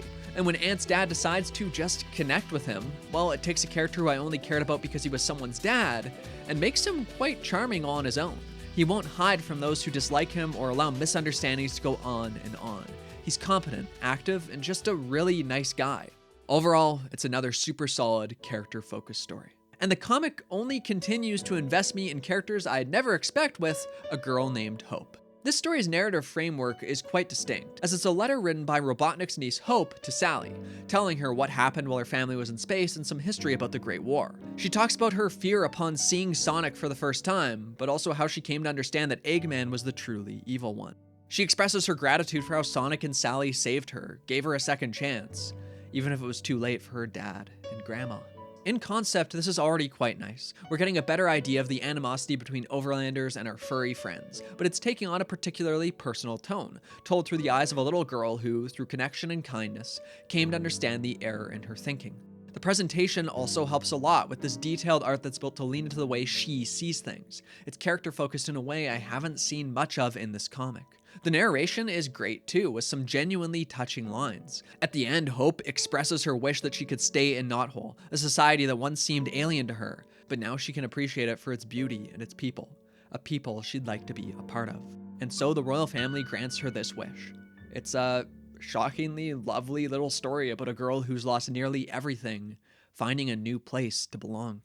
Then there's Forgiven, which similarly focuses on finding acceptance. Here though, this disdain doesn't come from an outside force, it comes from within. See, Uncle Chuck has returned to Knothole, but he's also become a recluse of sorts, hyper-focused on his research. When he says he can't make it to the Wolfpack's going away party, Sonic brings the party to his workshop, but Chuck is uncomfortable. He steps outside, he's gotta get away from the other people. Why? Well, because he created the roboticizer, and he blames himself for what it did to all these people. Beyond that, while controlled by Eggman, he specifically helped roboticize the people at this party. All he wants is to be forgiven, and yet he can't forgive himself. Until, of course, these Robians offer him the forgiveness he so desperately needs, making it clear that no one else blames him for what happened. He just needs to forgive himself first. Again, this is another quick side story that's willing to pause for a moment, willing to show the emotional after effects of the terrible things these characters have gone through. And it doesn't feel redundant or unnecessarily slow. It feels honest and real. It makes me appreciate Uncle Chuck's personality so much more because I'm growing to understand his distinct struggles. Sticking with the Hedgehog family, we have the last Robian. This one starts off really strange, where suddenly a whole bunch of Knothole citizens show up de-roboticized. All of them except one, that is. Sonic's father, Jules. From here, this story is about Sonic's family focusing on getting Jules back to normal, not content to let him suffer as the last Robian. Chuck works tirelessly and Sonic confronts Eggman to see if he did this just to torture his family. The narration is back, but here it actually elevates the material, creating the sense of dread surrounding Jules' state. But then we actually get Jules' perspective. See, he's not at all worried about himself, he's worried about his family, worried as a husband, brother, and father. I realized that when we were roboticized, we were happier. Why should now be any different because I still am? Instead of focusing on the fact that I haven't changed, how about celebrating the fact everyone else has? I already kinda liked Sonic's dad and his silly hair, but now he's awesome. My man just wants everyone else to be happy for what they've regained, instead of focusing on his loss. It's incredibly wholesome. Now, does it kind of suck that we've just casually dropped another long-term goal like it was nothing and stripped away some of the consequences of Robotnik's reign? Sure, but remember, it doesn't matter. However, this section of the comic has some longer-running character development that's surprisingly strong too. And this even counts for characters I didn't want to care about. That's right, folks, the stinky man himself is back, Jeffrey St. John. At a certain point, I would have rather the writers just thrown this guy out, get rid of the whole man, but he's a ton of fun during this era. Seriously, he's gone from my least favorite wet fart of a man to my most favorite wet fart of a man. And I love how much I hate him, and I hate how much I love him. See, this comic has decided to ditch his romantic rivalry with Sonic and instead lean into his status as an adult authority figure. Now Jeffrey is this purposefully obnoxious obstacle in Sonic and his friends' day-to-day lives, trying to make sure these crazy kids abide by the rules. Basically, he's an annoying babysitter to them now, and it's great. All right, boy, how did he get there? How did you get where? Blast! Has Princess Sally contacted you lately? Guess not. Don't be late to school. I sure hate that guy. Oh no, he's talking about Sonic, but Sonic's a hero. I'm sure he has a good reason for taking it. Wait a sec. Mina and I just saw Sonic. He said it was up to him to get the sword back. Gaff. I've investigated far too many cases to be fooled by your unskilled attempt at covering up. I want answers, and I want them now. He's so dumb.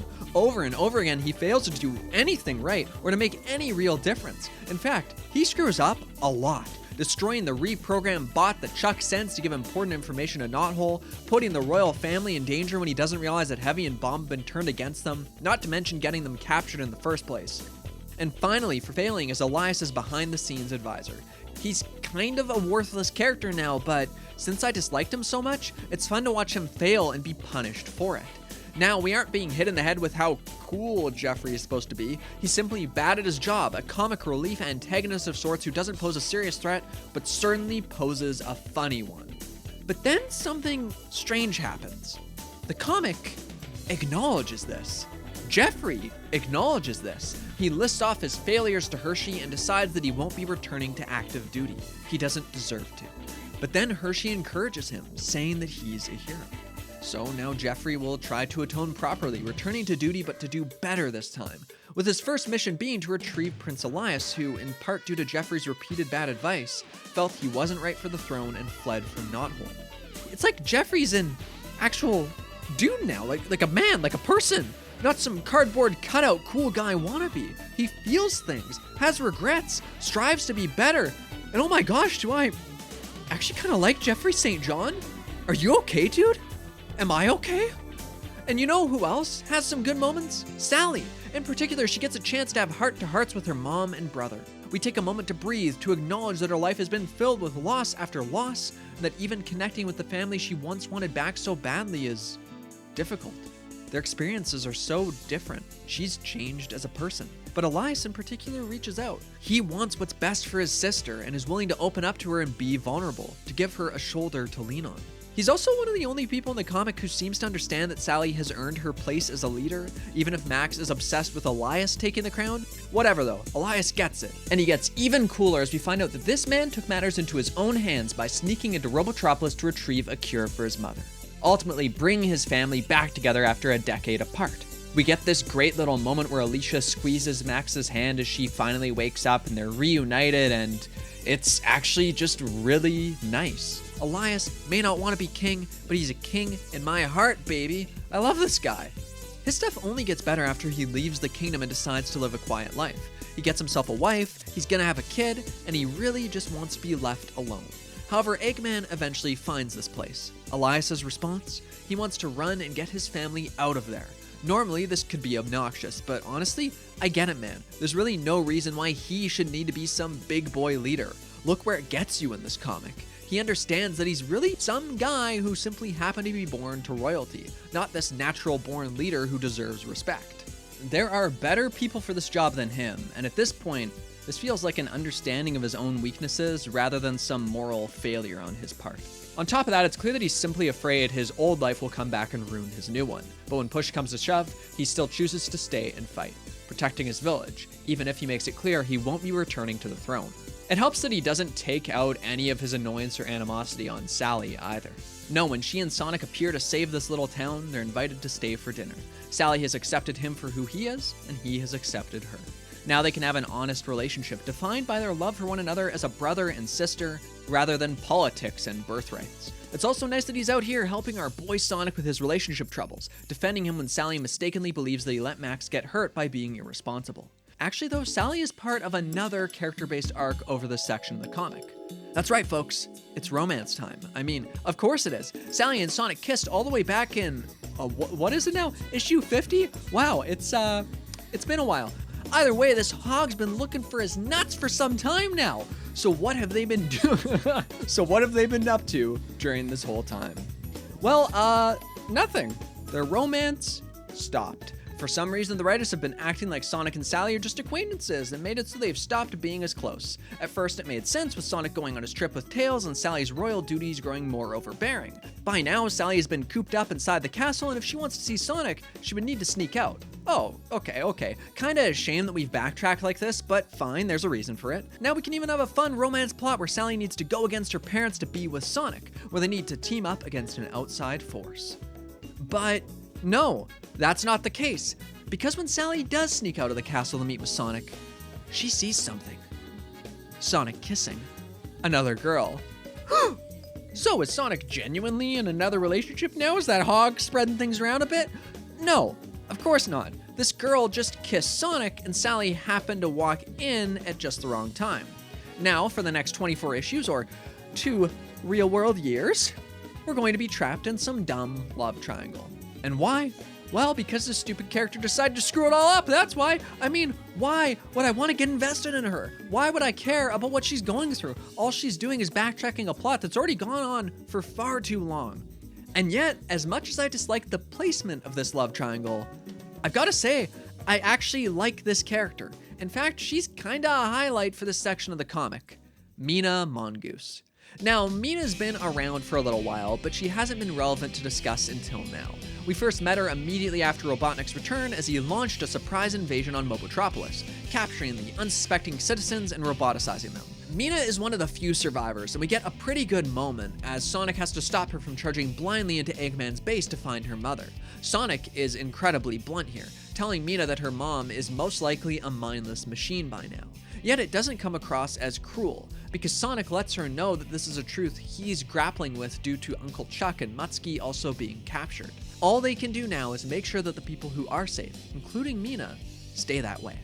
Next time we catch up with Mina again, she's not doing so well. She feels pretty alienated from everyone else in Knothole.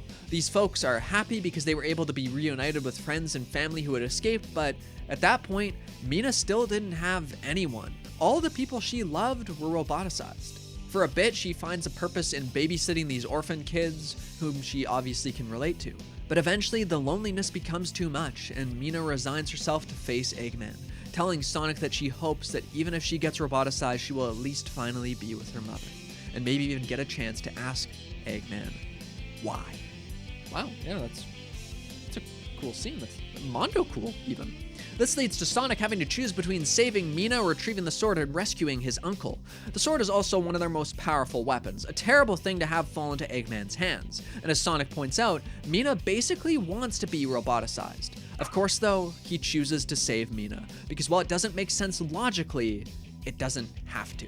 At this point, it's really not hard to imagine why Mina would fall in love with Sonic, especially when they have many other things in common like super speed and roboticized parents. So that's why we end up here. As such, with all this context, it's really hard for me to dislike Mina for anything she does in this section of the comic. She comes across as a young, lost girl, her baggy clothes and oversized gloves giving her this endearing, clumsy dork vibe. That way she awkwardly tries to curtsy to Sally, how she waves her arms around when she's happy, or how she instinctively chases after Sonic only to try and hide behind her gloves. It's super cute and makes her arc surprisingly sympathetic. Because of this, she also never feels like a genuine threat to the Sonic-Sally relationship either. She's just a cute little girl with a cute little crush. And it's those feelings that inspire her to join the Freedom Fighters. So this gal who once lamented being rescued at all wants to help save others. Pretty admirable stuff there. As such, she goes to Sonic and asks to be trained. She's fast too, but she needs to learn how to control that speed. However, even though she seems so noble on the surface, her heart isn't in the right place. The truth is that she simply wants to be closer to Sonic, to get to spend time with him and hopefully for him to notice her. However, when she's suddenly put in an actual life or death situation, she freezes and nearly gets herself and these kids killed. Ultimately, she resigns, understanding that her motivation wasn't acceptable, that it put others' lives in danger, and that in general, she wasn't genuinely interested in being a freedom fighter. So it just seems like she's a failure, unable to help in this world or work for a greater cause. She really is simply a side character meant to be rescued by others in times of trouble. But fortunately, the comic isn't willing to leave her there. Instead, Sonic learns that she has a talent she doesn't even know about. She's a fantastic singer. So he puts her up on a stage and she performs. Through this, she makes a lot of people happy, giving them a much-needed reprieve from the doom and gloom of their lives, always drawing in a crowd with her voice, and soon she's holding concerts. Eventually, she even uses her tours to spread hope around the world in a fight against Eggman. Sure, it may not be the same as saving the village from the bad man himself, but it certainly means something. She can help, even if it's in a different way than she initially imagined, and with something she truly has a passion for. Plus, it's honestly just really cool that we get a character who wants to fight but realizes that they aren't cut out for it. Like most people, you know? Actually, her acceptance of this is even admirable in its own right. It's good to know what you're capable of and what your limits might be. Because of this, she's also representative of the civilians at large, reminding us why Sonic and his friends protect this home in the first place, and of the happiness they can find in their day-to-day lives through something like music. Heck, even Eggman loves her stuff, though he's more of an OG fan. I mean, even I have to admit her first album had something to it, but after that, ugh, Who does she think she's kidding? But alright, let's actually address the love triangle. Sometimes it's annoying, mainly due to how long this misunderstanding goes on for. Definitely a pet peeve of mine is when characters jump in at just the wrong moment, then leave before what's obviously a mistake can be cleared up. Sometimes though, it's also pretty funny and leans into the wonderfully dumb dialogue of this era in charming ways. Like when Mina and Sally both hear Sonic playing the guitar and think, so suave, so skilled, so Sonic, so raw, so passionate, so Sonic, which is so dumb, so stupid, so Archie Sonic. Eventually we get to the end of this love triangle, and you know what? This is actually good too. See, Sally gets kidnapped by Knack the Weasel and his gang, who want to use her to get a ransom from her parents. When Sonic rushes off to save her, Mina is close behind, and this quickly results in a heated confrontation. Sally is absolutely a highlight of this issue. Her unique skill set, her ability to connect with and manipulate people is on full display, sold wonderfully through her body language and expressions. She manages to convince her captors by playing the disgruntled teenager who lashes out at her parents, saying that she'll join their side and that they can keep stringing her parents along, getting more and more money. Then she cracks some nuts and takes off with a literal gun. Honestly, it's been a long time since we've seen Sally take control of a situation like this, and it's great. This is her own area of competence and expertise, one of her unique appeals, and it's nice that the comic is giving her some time to shine. Plus, Sally holding a normal gun and not some blaster is something special. Fun fact, actually, according to Ken Pender's, Archie higher-ups at the time were so hands-off that they didn't even know Sally had been written to hold a real gun, and when they found out, they were pissed. Don't know why, it's really cool. Kinda hot. Anyway, after Sonic rushes in to help Sally take out these guys, it finally happens. They kiss. Ah! The relationship has mended. No more wishy-washy will they won't they crap.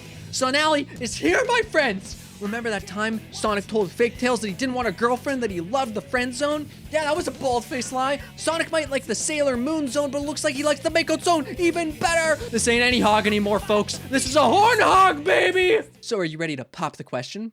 Am I? Yes! Fantastic! Well, I mean, fantastic for them and probably for the reader if they've made it this far. But for Mina, her whole world shatters. So does this mean that Mina is going to resent Sally or start trying to sabotage their relationship? No. Instead, when Knack tries to shoot Sally, she jumps in front of a real, actual, life-threatening, editor-defined capital B bullet and saves her life like the mad lass she is. I love her.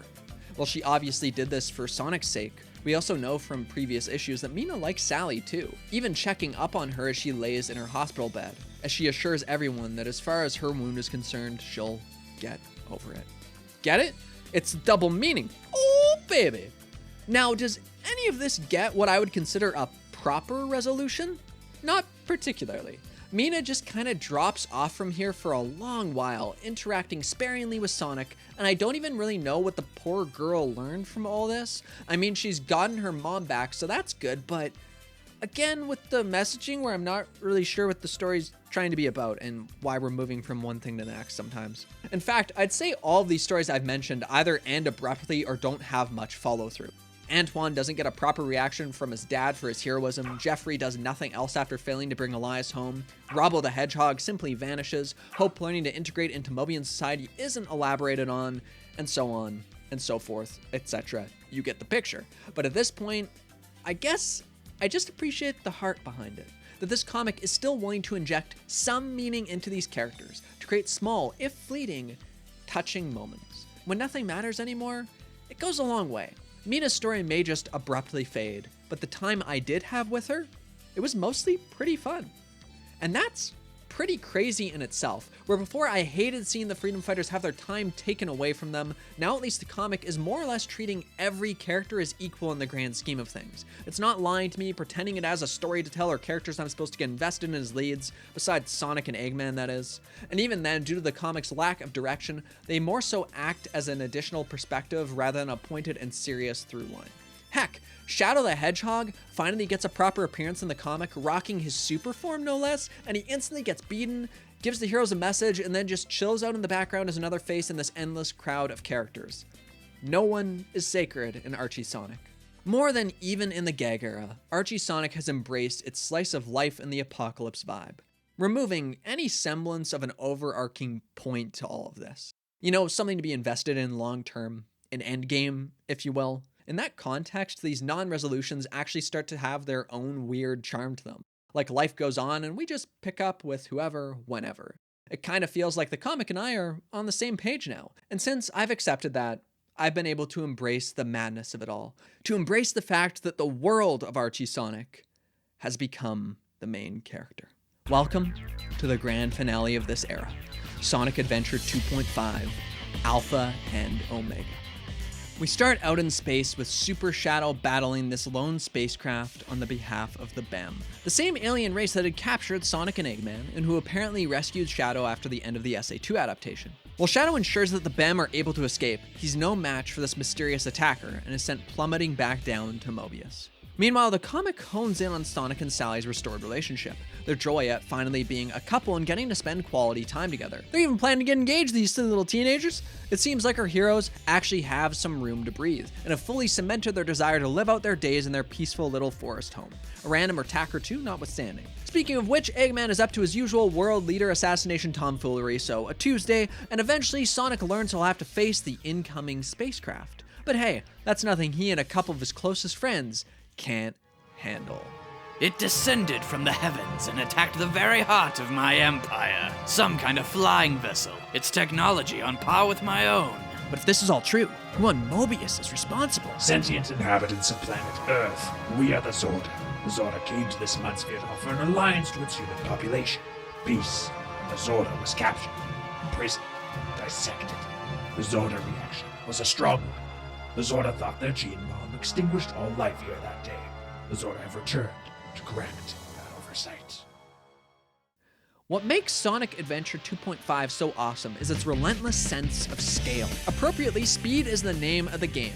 Everything is cranked up to 11 and thrown at you so fast to sell the idea that things have never been more dire or chaotic. We've got a full-blown alien invasion, baby. Even the Doctor is in panic mode, literally begging for assistance from our heroes. Super Shadow couldn't even take him. Not only that, but our heroes learn that Knuckles is dead? What? But there's actually something else too. Do you remember the Statue of Liberty? That's right, in a truly bizarre twist, it's revealed that Mobius is our planet, just thousands of years in the future. This way, the furries like Sonic and Sally and Tails aren't as distinct from us as we assumed. They're all an evolution of humans, life that was able to reform following the Zorda's leveling of the planet. And this twist doesn't come out of nowhere. Throughout the series, we've heard of Days of Fury, a forgotten period in Mobius's history that at one point is brought up when our heroes discover Station Square, or the City of the Ancients, a lost civilization going by the name Humans instead of Overlanders. At the time, I just thought it was a way to tie into Sonic Adventure a little more, or that these humans were like the Echidnas, just a secret of society. But no less an Overlander than Eggman or Snively or Hope. Really, I just assumed that all this stuff, that they were just superfluous background elements or something. I wasn't paying that much attention because honestly, I didn't think the comic was capable of something this cool anymore, giving this world a dark, secret past that has come back to haunt our characters. But it might not even just be cool. It might even be way past cool. But this is all just set up for the final confrontation in issue 125. Much like the last part of Endgame, this issue is treated as a celebration of the comic as a whole. Almost every artist contributes, each taking a handful of pages and running with them. The coloring is often beautiful, adding this texture of dirt and grime to this all-out war. It's like all hands are on deck in and out of universe. Everyone is here, fighting to save Mobius in a desperate last charge to destroy the quantum dial. Man, that sounds pretty cool. A machine that, as it rotates, will create a black hole designed to not only destroy Mobius, but the entire star system? Awesome! So much cool stuff happens. There's Eggman creating this ridiculous mech to fight the Zorda that doubles as a trap for Sonic. Knuckles coming back from the dead to save everyone from annihilation. Look at Big! Look at him! He's got murder on the mind, folks. You better not touch Froggy.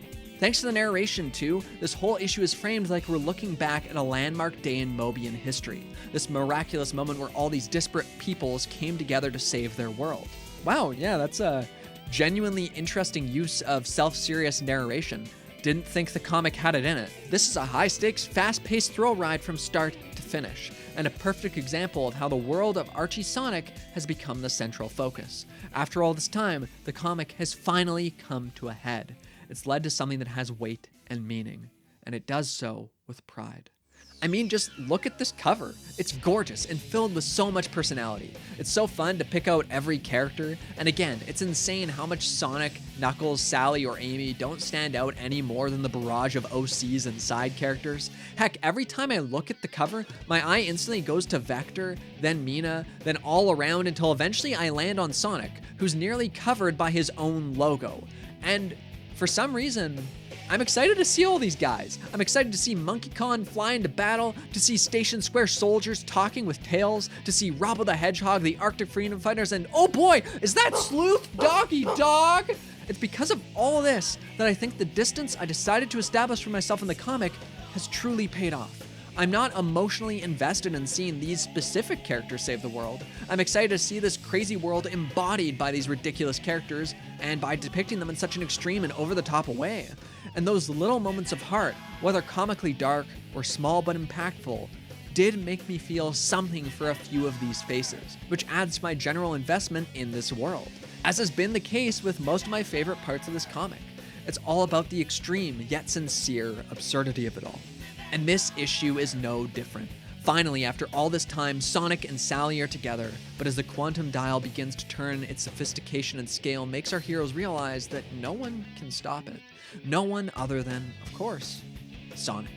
Only he can push the dial counterclockwise with so much force from his speed that it will cause the device to collapse from the inside and explode, saving the world. Sally, of course, begs Sonic not to do it, but deep down, she knows that there isn't really a choice here. It's either Sonic goes or everyone goes. So they share a heartfelt goodbye and Sonic runs faster than he ever has before. The narration kicks in, but it's not bad. No, it's tasteful and touching. The quiet realization from Tails combined with a shot of a crater left behind gives a visceral sense of shock and awe to his erasure. We jump forward to see that a statue has been erected in honor of our fallen hero Sonic, who saved the world a lot. And while this is technically true, only for the first time in the entire series does it feel true to me. Sonic wasn't the guy to defeat the original Robotnik. No, that was Snively. Sonic didn't stop Naugus from terrorizing this world. No, that was Nate Morgan. Here, however, for maybe the first time, Sonic steps out and cements himself as the true hero of Mobius. Because this way, and only this way, everyone else would be safe, right? And though the laughter of a friend is no longer heard, his memory will endure.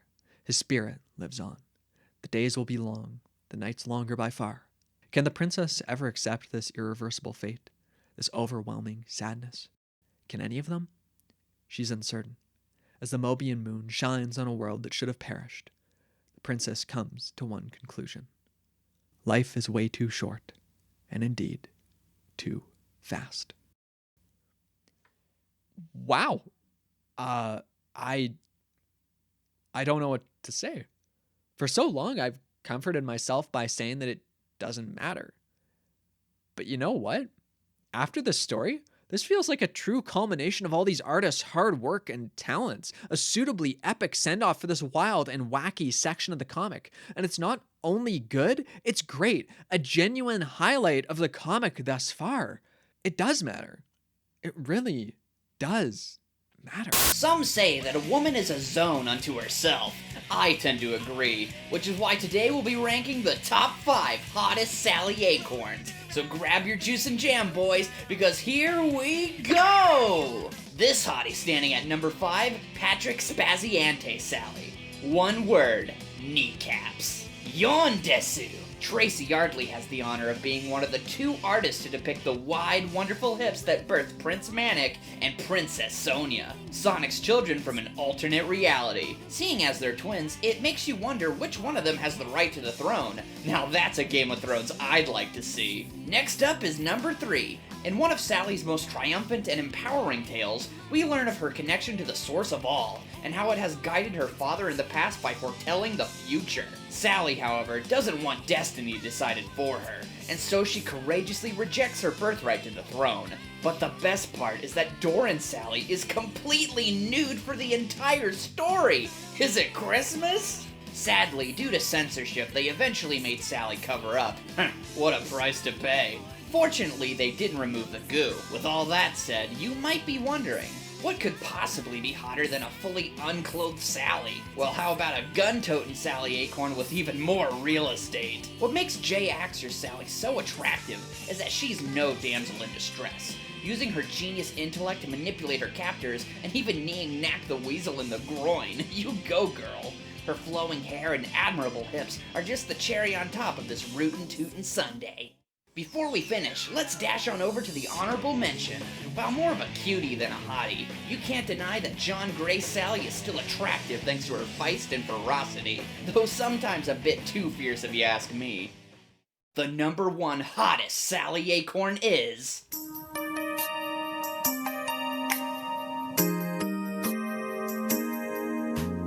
Try not to reach to the screen for this one, fellas. What is there to say that the eyes can't behold themselves? Whether it's from the front, back, side, and all the expanse in between, this chipmunk leaves nothing to the imagination. If anyone denies this placement, how dare you? Imagine you got to be Sonic and had the luck of constantly carrying this beauty across the land, with her puffy cheeks and abs like Chuck Norris. These 3 traits make Stephen Butler's Sally triumph over all other Sallys, and easily makes her the #1 hottest Sally Acorn to be born. My hat goes off to you, Archie Comics. You ought to be proud. Thank you for being you. Now that is a turn project! Woohoo! Yeah! Yeah! Yeah! Yeah! Yeah! Sonic the Hedgehog lies unmoving on the surface of an alien planet. His loved ones and friends, billions of light years away on his homeworld Mobius, believe him dead. And what reason is there for us to think otherwise, besides his snoring? That's right, folks, we've reached it.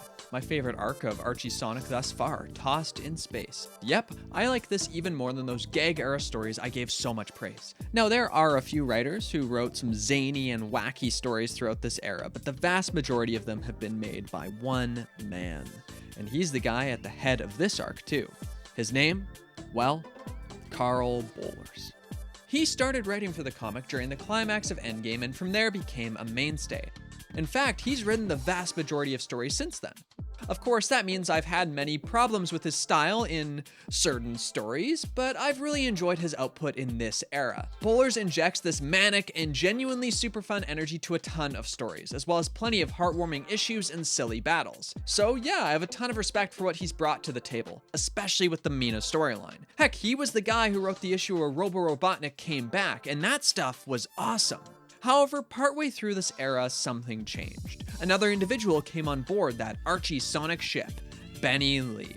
Let's get this out of the way first. Lee has made some interesting decisions. He was the one who ended off the Fake Tails saga and the one who might have had Sonic nuke Nate Morgan and never bring it up again. And personally, I can't thank him enough for it. Meanwhile, in stark contrast, he's written these genuinely endearing and fun stories too.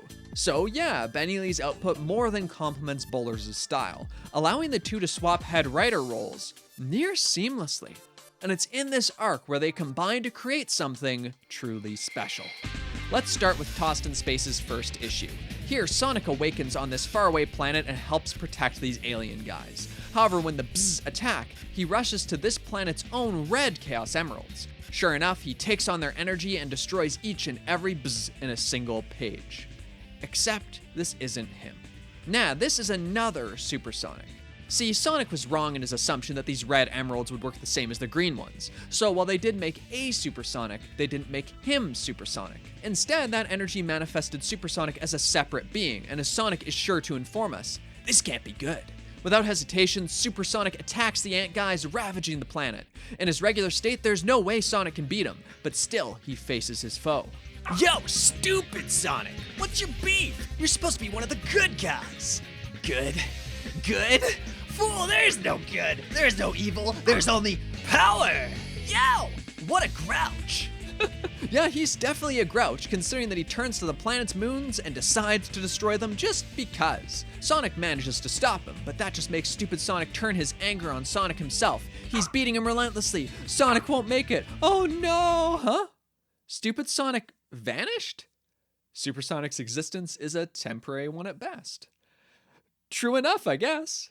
What really sells this goofy story is how quick and snappy it is. Like, everything here takes place over a measly 18 pages, and a lot of those are dedicated to big boy action.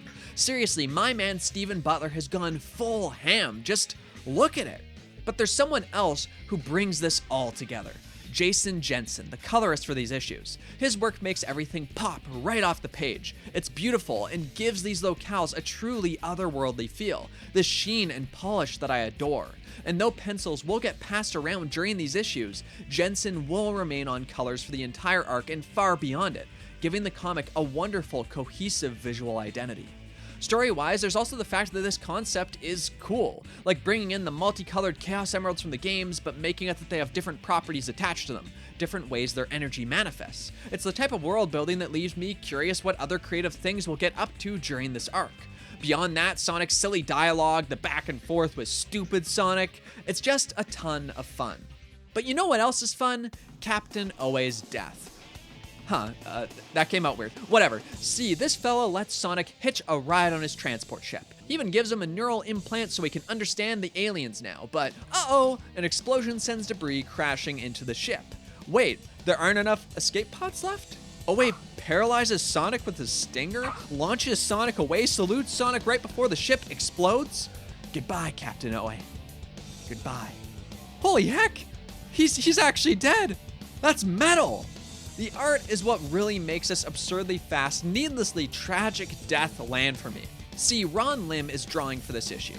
Now, many bemoan Lim's work on this comic, saying it looks ugly and dumb and bad, and sure, okay, you can think that, but counterpoint, who cares? I like it! When combined with the narratives and dialogue of many of these wacky issues, it only enhances the oddball charm of this Sonic and the chaotic plots. It takes even a simple line like, "What are we gonna do?" and adds this facial expression that makes me grin. But his art enhances the rest of this issue even more. See, Sonic's pod crashes on a nearby planet. However, when he steps outside, something is off. Plants grow and die in seconds, the sea freezes and thaws before his very eyes, and Sonic realizes what's happening. He's on a planet where time moves way past fast, and the safest thing to do is wait it out. So he watches life progress outside at an incredible pace. Eventually, though, time slows down and Sonic exits his pod. The locals greet him. They greet their god. See, Sonic has always been there for them inside his pod, unmoving, unchanging. Thus, he became the object of their worship. And finally, technology has progressed enough that they can slow down time and talk with their deity. So Sonic emerges to his people, and they wait for their supposed creator's words of wisdom.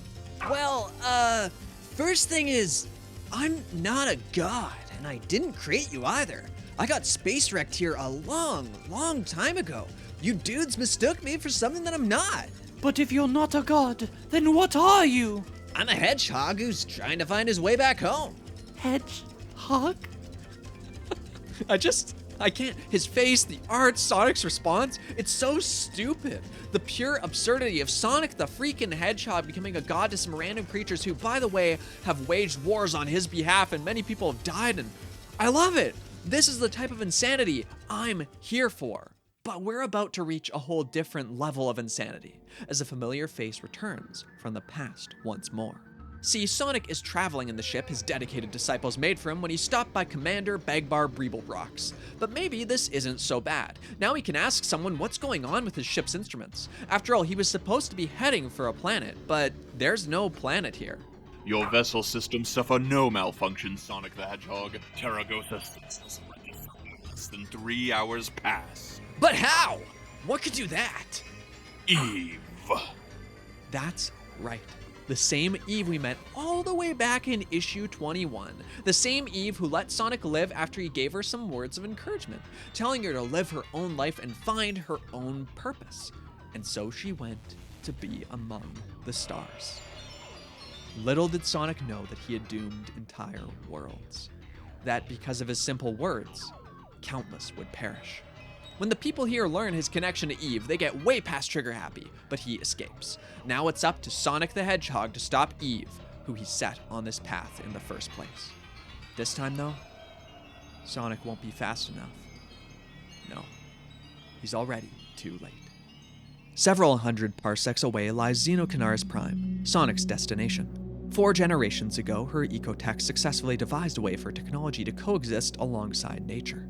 In the following decades, it became a true utopian society, free of war, famine, disease, and ultimately, death. Until today. She arrives. She is Eve. The Xenocanarites barely have time to comprehend their final fate before the process begins. It takes about 15 solid minutes to strip the world of all its metals. 15 solid minutes before mere rock remains. About the time it takes to eat a meal. The first time I read this issue, it's hard to stress how shocked I was. For Eve to return here and now, that was already surprising enough. But then for the writers, for my main man Benny Lee, to decide that the seemingly hopeful end of that story from all those years ago was really the beginning of the end for so many lives, that Sonic had accidentally created a monster, now he needed to put it down. Who comes up with this stuff? And the scale of what happens here. It's in such a small space, a few pages, and still the comic sells the planet's destruction. How sudden it is, how unexpected, how horrible. It makes this truly feel like the dramatic encounter it should be. And Sonic feels suitably disturbed and distressed over the part he's played in all this. Oddly enough, Sonic's words and actions, all at once, they've never felt smaller, more out of his control. But they've also never felt bigger and more impactful than now either. It's a wild dichotomy, just wow. But, of course, there's still an obvious question. Why is Eve doing this? And after he tracks her down, Sonic asks her just that. See, Eve truly tried to follow Sonic's advice, but no matter where she went, everyone feared her and tried to eliminate her. Still though, she survived and learned that there were other sentient computers out there, all slaves to the same types of people who hated her. So she decided to liberate them. But Sonic, he's able to see straight through these sorts of contradictions and explains the problems with Eve's mission. After all, if her goal was to liberate the AI, why would she integrate them into herself like this? Why would she make them her servants? Well, Eve has no answer to this, no counter. The simple truth now is that she's no better than the oppressor. Her mission was flawed, and it must be terminated. She must be terminated. So after giving Sonic a new coordinate that will help him on his way back home, she says her final words. Farewell again, Sonic. This time forever. I'm changing my heading for the nearest star. Goodbye, Eve. And that's that. She's gone. She was brought back just for this. It's so counter to the original Eve story's message. There as she left, we were given images of pure hope and dialogue that communicated our own ability to define our destiny, to break free of constraints, to choose what we would become. But the comic took that and made it so twisted. It would have been better if Eve never tried to find a new purpose at all. It would have been better if Sonic had kept his mouth shut. And what's the message here? What am I supposed to take from that? Seriously. And I love that I don't have an answer for that. This just happened because sometimes in the world of Archie Sonic, life isn't fair. There is no reason. And no matter how much you try to fight against the cruelty, it doesn't matter. The Archie Sonic comic is truly a tragedy.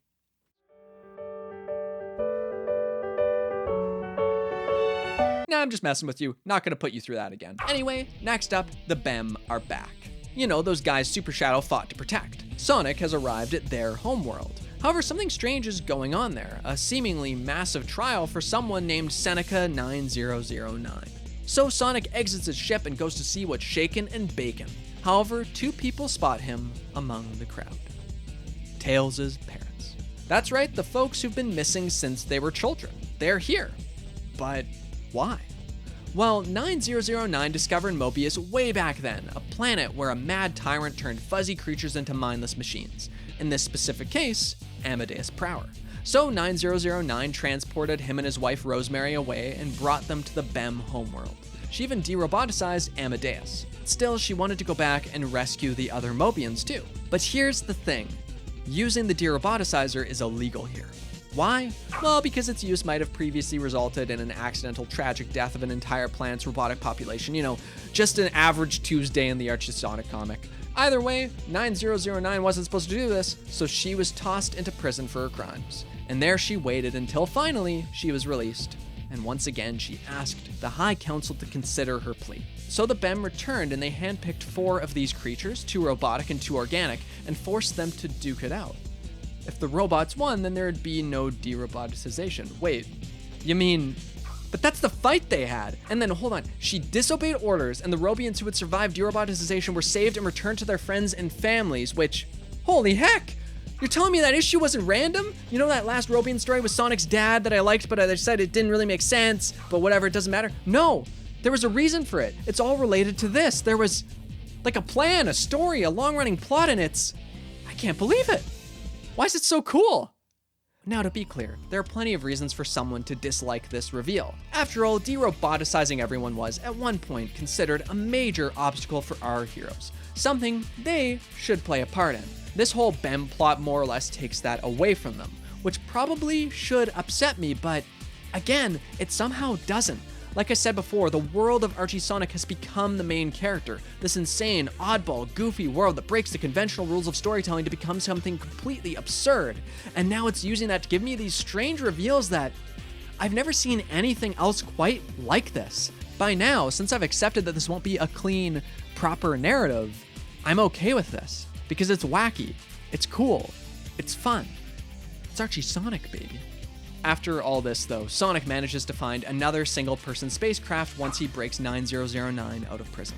She demands he take it, though, and Tails' parents refuse to leave the other behind. So Sonic returns to Mobius, ready to finally see his friends again, and Tossed in Space comes to a close. Do other Archie Sonic fans share my love for this arc? No clue. I doubt it, though, but I hope you can understand why I love it. The consistently solid art, the wonderful coloring, the excellent spaz covers, the snappy, wild, and wacky stories. It took the goofy fun of the gag era, combined it with the dark comedy of this era, and gave me the most fun version of Sonic I've had in, well, a long, long time, and it's incredibly unique to boot. Again, I can't think of anything else quite like this. And a big part of that was these insane reveals, this attention to detail and past material and continuity that I thought the comic had lost long ago. This way, I was able to enjoy this section in ways I didn't anticipate at all. Like at first I thought, oh good, we're away from the rest of the comic, Sonic can just do goofy stuff now. And he does. But a good chunk of that seemingly goofy stuff ties back into the larger world of the comic in incredibly compelling ways to me. As always, Archie Sonic knows how to keep me on my toes. It knows how to surprise me. And somehow, no matter how much it can push me away at times, it pulls me right back in. Great job, Benny Lee. Great job, Carl Bowlers. You both deserve a hand. Except, there's just one little thing. I have a confession to make. I lied to you earlier. We were all lied to. Because Benny Lee isn't real. Benny Lee is Carl Bowlers. That's right, the insanity of this era of the comic just keeps going. Bowlers created a pseudonym, Benny Lee, under which he would write many of the wacky stories we've come to know and maybe, if you're like me, love, right alongside the just as wacky stories written under his actual name. So, why would he do this? Well, some say he did it because he believes Sonic fans weren't fond of some of his work on the comic, and felt that at this point, maybe that simply stemmed from some sort of annoyance with him in particular, rather than the quality of the stories. You know, they stopped giving him a chance, that kind of thing. Or maybe he just did this because it was funny, which, to be fair, it really is. I mean, the man interviewed himself in the comics part of the bit. I love it. Well, at least I did it first. See, the only proof I could find that Lee and Bowlers are one and the same was some old forum post where a seemingly close friend of Ken Penders casually spilled the beans. So not exactly the most direct or definitive proof. Even if within the comic there are some clues to this connection, like both Lee and Bowlers having Sonic say "Hasta la vista, mister" in their writing, or how Benny, Lee, and Bowlers would follow up on each other's plots, like with the BEM abducting the Mobians.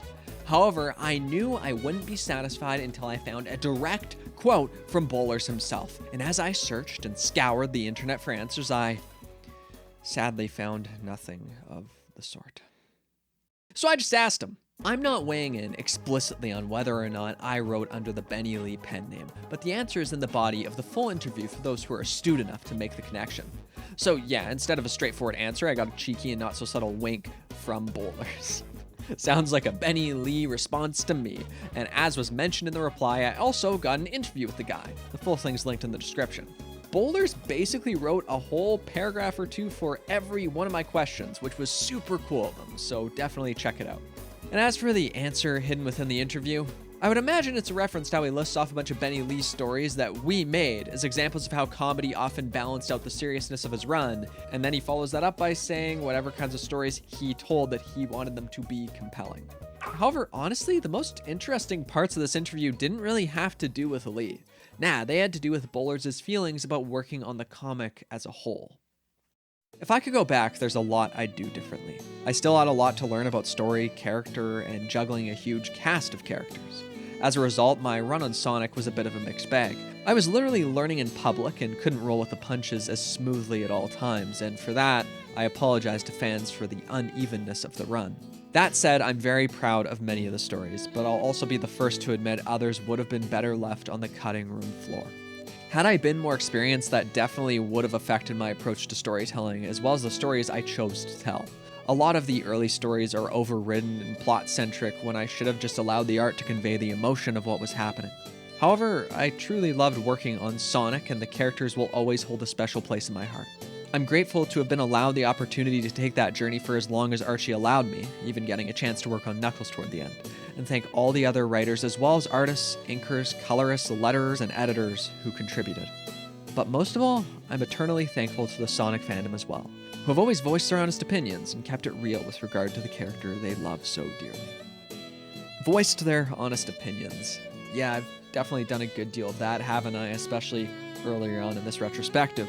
The world adventure, the aimless lead up to Robotnik's return. A lot of that was Boulders, and I made my frustrations clear. But in the end, with Adventure 2.5, the space arc, and really a lot of stories in this era, I've got to say, regardless of which name he wrote under, Boulders managed to hone his sometimes self-serious style from something like the Ixis Naugus fight, and combine that with a craziness and focus on fun that I absolutely adore. Insane art or otherwise. And that's just in addition to all the other genuinely sweet stories that we've discussed over the course of this video. Truly, this comic wouldn't have been anywhere near as wild and unique if not for Boulders' contributions. And regardless of anything else, I had a blast reading this section of the comic and discussing all of it today. All in all, great job, Benny Boulders. You've done good, and your hard work on this comic matters to me.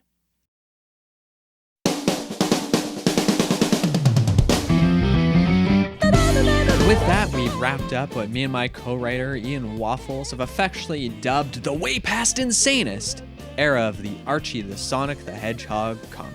At this point, I've become entranced by the strange, weird world of Mobius and beyond, and endeared to many of its characters and plots for a variety of reasons, intentional or otherwise. Really, this comic may get stupid, it may get bad, it may get annoying, but you know what else it always is? Memorable and fascinating.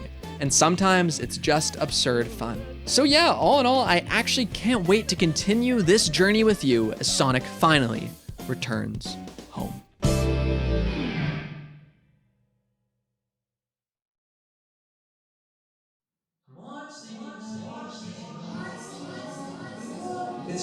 Wake up! Oh, good. You're awake. Where Go on. Start your presentation. Presentation? Yes, your presentation. Did you forget? I don't know. You know. You can't run away any longer, right? I don't know what you're talking about. Maybe this will jog your memory.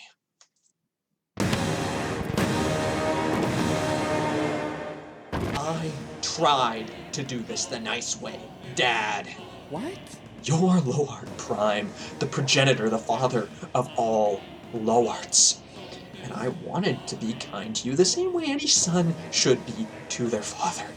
But you just kept forgetting about him. I can't. Come on, class! It looks like Daddy needs some encouragement!